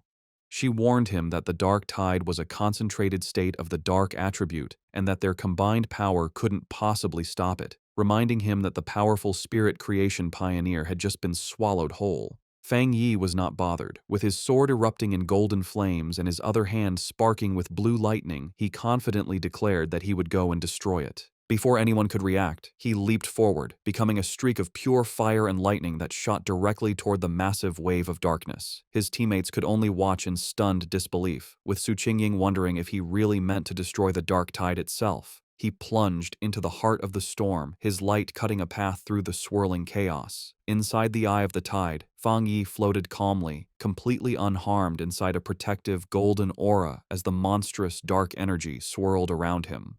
He looked at the small, flame-like wisps of red energy inside the storm and smirked, confirming a suspicion he had. Floating in the heart of the dark tide, Fang Yi was surrounded by a gross horde of countless monsters, their multi-eyed forms twisting in the darkness. He analyzed the true nature of the threat, realizing that these were not just A-level monsters being controlled by the dark energy. Instead, they were upgraded composites, fused and evolved versions of countless smaller monsters. He understood that the tide was a living incubator, constantly evolving its creatures from B level to A level and then to S level. The whole event, he concluded, was at least an SSS level threat, which explained why it could so easily eat even powerful spirit creation realm pioneers. A monster lunged at Fang Yi. His eyes blazed with golden fire, and with a single powerful slash of his flaming sword, he unleashed his crimson flame blade technique, easily destroying the A-level composite beast. He thought about his incredible growth. The combination of his new Spirit Creation Realm power and his Skyfire-enhanced sword allowed him to instantly kill a creature that would have previously been a tough fight. As he scanned his surroundings, he noticed something familiar. It was the arrogant pioneer, still alive, but being consumed by the tide's dark energy. The man was still conscious, struggling against the corruption that was taking over him. Fang Yi saw that since the man was still responsive, his spiritual energy hadn't been completely drained. He figured that even if his spiritual foundation wasn't as solid as his own, being a true Spirit Creation Realm pioneer gave him a small chance of survival. Deciding to act, Fang Yi gathered his divine thunder power. He unleashed a massive blast of purifying lightning, striking the dark mass that held the arrogant pioneer. The man was thrown clear of the tide, landing hard on the ground, unconscious but free from the corruption. Standing over his fallen rival with his sword still burning, Fang Yi noted that the man could be saved, but just barely. His victory didn't last long. The dark energy around him began to twist and come together, and the monsters he had just destroyed began to reform before his eyes. He watched as a massive, multi-eyed creature regenerated from the darkness, realizing with grim certainty that the tide could infinitely reproduce its minions. He wondered if this terrifying regenerative power was the special characteristic of monsters that were above S level. Facing the endlessly regenerating horde, Fang Yi decided on a new, much riskier plan. With a confident smirk, he proposed to try something different. He deliberately dropped his protective spiritual energy aura, leaving himself completely exposed to the full, overwhelming power of the dark tide. The moment he was unprotected, his system activated, detecting the extreme dark attribute. However, it quickly reported a failure. The attribute's power was too special and could not be taken at this time. Fang Yi was disappointed but not entirely surprised. He realized that even after reaching the Spirit Creation Realm, the dark attribute was still beyond his reach, confirming that it was fundamentally different and more complex than any other power he had faced. With his options running out, a determined smile appeared on his face. He concluded that since he could neither destroy the tide nor absorb its power, he would have to find another way to deal with it. As the monsters closed in again, he briefly regretted not bringing his little white flower, the Desolation Flower, knowing its life-draining power would have been a perfect counter. He wondered what other options he had left. Then, his eyes widened with a sudden realization. He knew he had a ready-made solution right in front of him. Outside the tide, the rest of the team watched from the safety of their golden barrier. The red-haired leader, still shaken, asked Su Qingying if she had ever seen such a situation before, but Su Qingying could only admit that she hadn't. Suddenly, the chaotic, swirling energy of the dark tide grew unnervingly still, pressing silently against their protective shield. The strange calm only increased the tension. Lin Yi was terrified, admitting that even when they faced the monstrous Desolation Vine, she hadn't felt so anxious. She was consumed with worry for her cousin, fearing the worst. Su Qingying tried to reassure her, pointing out that his protective barrier was still active, just flickering. She took Yi's hands, telling her they should focus their own spiritual energy to help strengthen the shield. She added with grim logic that if a pioneer as powerful as Fang Yi were to fall, their own fates would be sealed anyway. Su Xingying continued to boost their morale, reminding them that Fang Yi was a Spirit Creation Realm cultivator who used several powerful attributes, and she suspected his true strength was even greater than they knew. She told them that it was not up to pioneers at their level to worry about rescuing someone so far beyond them. Her surprisingly humorous and confident words managed to calm Lin Yi, who thanked her. Su Gingying simply smiled, admitting that her own teammates often said she was too serious, and asked if Yi felt a little better. Their tense weight was shattered as a massive column of pure fire erupted from within the dark tide, pushing back the oppressive darkness. From the heart of the inferno, Fang Yi unleashed his ultimate technique, the 9 Dragons, Skyfire Sealing Art. He rose from the flames, his body glowing with a mixture of blue and golden energy. Outside, his teammates watched in absolute awe. The red-haired leader excitedly pointed him out to a stunned Lin Yi, while Su Qingying stared in disbelief at the sheer scale of the power on display. The technique appeared as 9 colossal, fiery dragons that swirled and danced, their combined light completely overwhelming the dark tide. Elsewhere, the mysterious Jiaolan, who had been monitoring the mission, was thrown off balance by the immense spiritual pressure. She recognized the power as the legendary Skyfire attribute and the technique as a powerful seal. She watched in utter disbelief as the 9 dragons came together, compressing the entire, city-destroying dark tide into a single, unstable orb of fiery energy, questioning if he had truly managed to seal the entire event. But Fang Yi was not finished. Having contained the tide, he gathered his divine thunder power in his hands, unleashing it in a massive vortex of crackling blue energy that swirled around the sealed fiery sphere. With a powerful roar, he invoked the name of his combined technique, the 9 Dragons' Edict. The 2 immense powers of fire and thunder crashed together, creating a massive explosion that shook the very foundations of the extreme dark zone. With a final, decisive command to seal, Fang Yi brought his hands together, forcing the chaotic energy to collapse in on itself. The vortex of fire and lightning compressed into a smaller, more stable sphere, finally settling into a small, brightly glowing orb of perfectly contained, pulsating power. After Fang Yi's incredible display of power, the arrogant pioneer lies unconscious on the ground. Fang Yi thinks that, for now, they are safe, and that he has unexpectedly rescued someone, wondering what he should do with him. Lin Yi runs to her cousin, very relieved that he is okay. Su Qingying, standing by the fallen pioneer, offers to have her team take care of the unconscious man. Later, Su Qingying approaches Fang Yi, asking why he does not seem happy after successfully sealing such a high-level dark attribute. In her mind, however, she is completely amazed, thinking that he truly kept his word to destroy the dark tide and that he is a truly incredible person. Fang Yi explains to the group that they must move quickly. He says that the seal he used is only temporary and that the overwhelming dark attribute energy in the area is still strong. They must hurry to find the Shizai flower before the seal wears off. Su Qingying understands and confirms that her team will take the man back to the association for treatment while her teammates carry the unconscious pioneer on their shoulders. The group stops at a cliff, looking out over the empty landscape.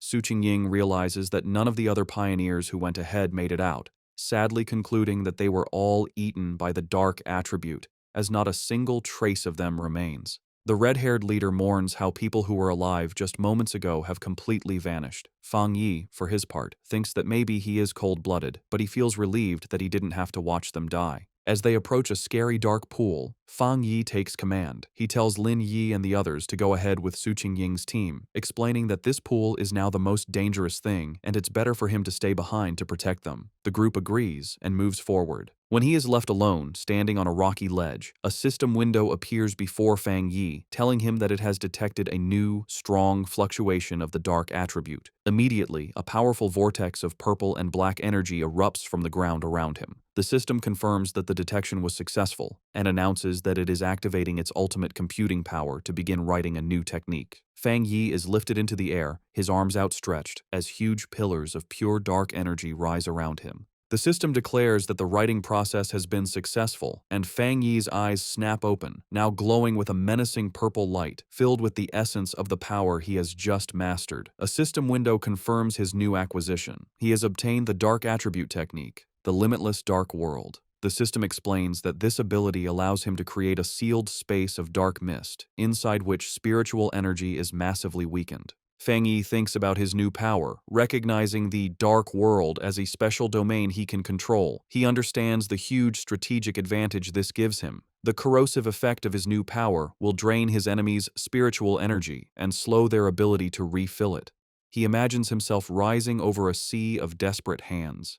He realizes that if he combines this new weakening effect with his other powerful attributes, he will become even more formidable, confidently concluding that he could destroy even a monster stranger and more powerful than the dark tide itself if it were to appear again. As the last of the purple energy settles, Su Qingying, still in disbelief, asks Fang Yi if he feels the dark mist reforming around them. Her eyes widen in shock as she fully processes the immense spiritual fluctuation she is sensing. She stares as Fang Yi is surrounded by the leftover energy, wondering how he could possibly be having another breakthrough without any of the usual big signs like a change in heaven and earth. The realization then hits her with stunning force. He hadn't just sealed the S-class dark tide, he had absorbed its power.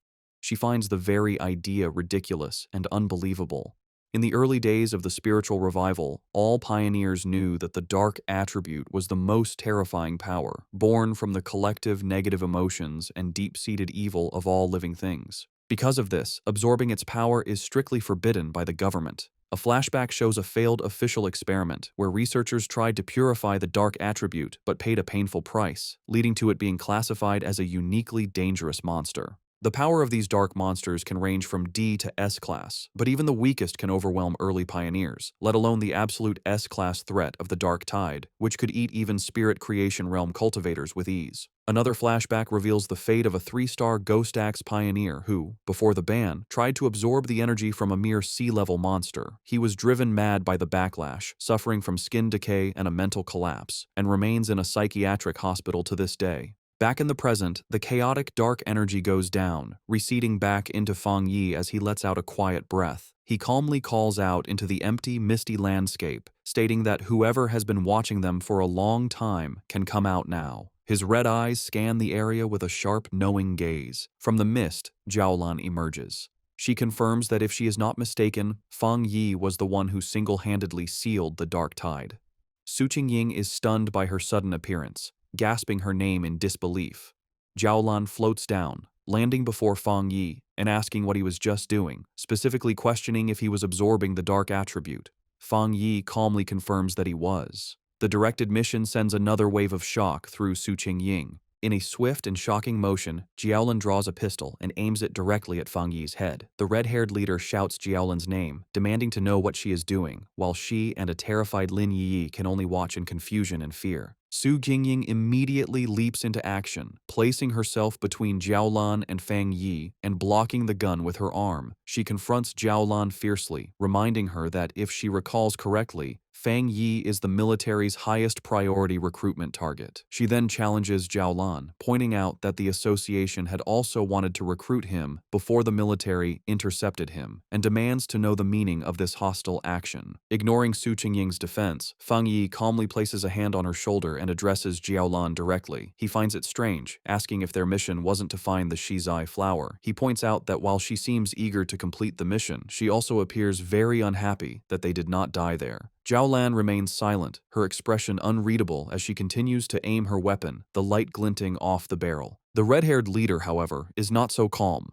She erupts in anger, shouting at Jiaolan. She reminds her that their squad had always trusted her, and she furiously questions why Jiaolan didn't step in when they were facing the dark tide. She declares that without Fang Yi, they would have been doomed, pointing out that Yi is still just a child. She accuses Jiaolan of simply standing by and watching, only to now threaten the very person who saved them. Jiaolan suddenly lowers her weapon, a smirk playing on her lips. She dismisses the entire confrontation as a joke, remarking that Fang Yi seems to be very well liked by his teammates. She then congratulates him, announcing that he has passed the test. The sudden change leaves the red-haired leader and Su Qingying completely confused by her words. Fang Yi, however, understands immediately. He asks if her true purpose was to test him.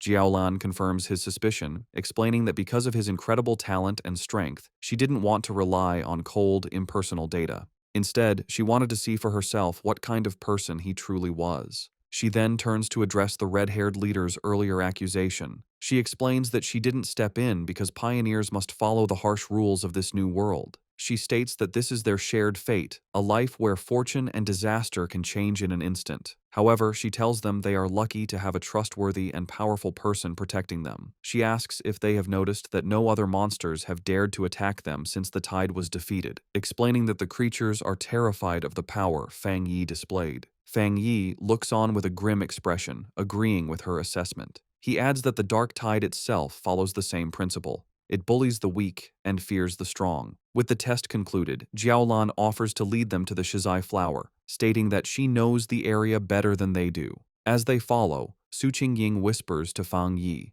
expressing her feeling that something is mentally wrong with Jiaolan. She reveals a crucial piece of information. Jiaolan's own squad had previously encountered the dark tide, and she was the only survivor. Fang Yi processes this information, piecing together a clear picture of her psychology. He understands that her absolute obedience to her mission and the rules has made her cold and detached. He also deduces that the sacrifice of her teammates has left her with a form of post-traumatic, self-destructive tendency. Yet he realizes that another powerful belief keeps her going, and that witnessing him seal the dark tide had simply caused her to lose her composure for a moment. With a newfound understanding, Fang Yi shows a hint of a smile. He tells his teammates that they should all be considerate of this injured person.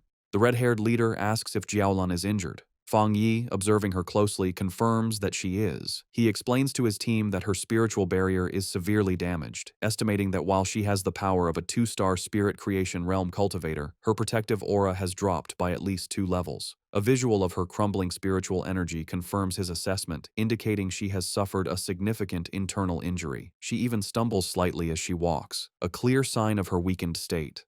Noticing their concern, Jiaolan looks back and quietly thanks them, but dismisses the issue, stating that her injury is not a problem. Led by Jiaolan, the group travels through an empty, misty landscape filled with dead trees and the bones of fallen creatures, an area identified as the chaotic burial mounds. As they walk, Fang Yi's sharp senses pick up on something amiss, and he spots the skeletal remains of a fallen pioneer half buried in the ground. Finally, Jiaolan announces they have arrived at their destination. Before them, in a small clearing, a single, beautiful shizai flower glows with a soft, ethereal purple light. As Jiaolan begins to walk towards the flower, Fang Yi watches her, sensing that something is wrong. His suspicion is confirmed as vicious, shadowy monsters with glowing red eyes erupt from the ground, surrounding the flower as if to guard it. The sudden appearance of the monsters does not stop Jiaolan. Instead, her expression becomes one of intense and unnerving obsession. She reaches out a hand, whispering that she can finally see it again, her face shadowed as if she is in a trance. Fang Yi's expression becomes serious and urgent as he realizes the immediate danger, knowing she is not in her right mind. Reacting instantly, he summons a ball of golden red flame in his hand, shouting a command to awaken her spirit. He then hurls the fireball directly towards the entranced Jiaolan, intending to snap her out of her dangerous state.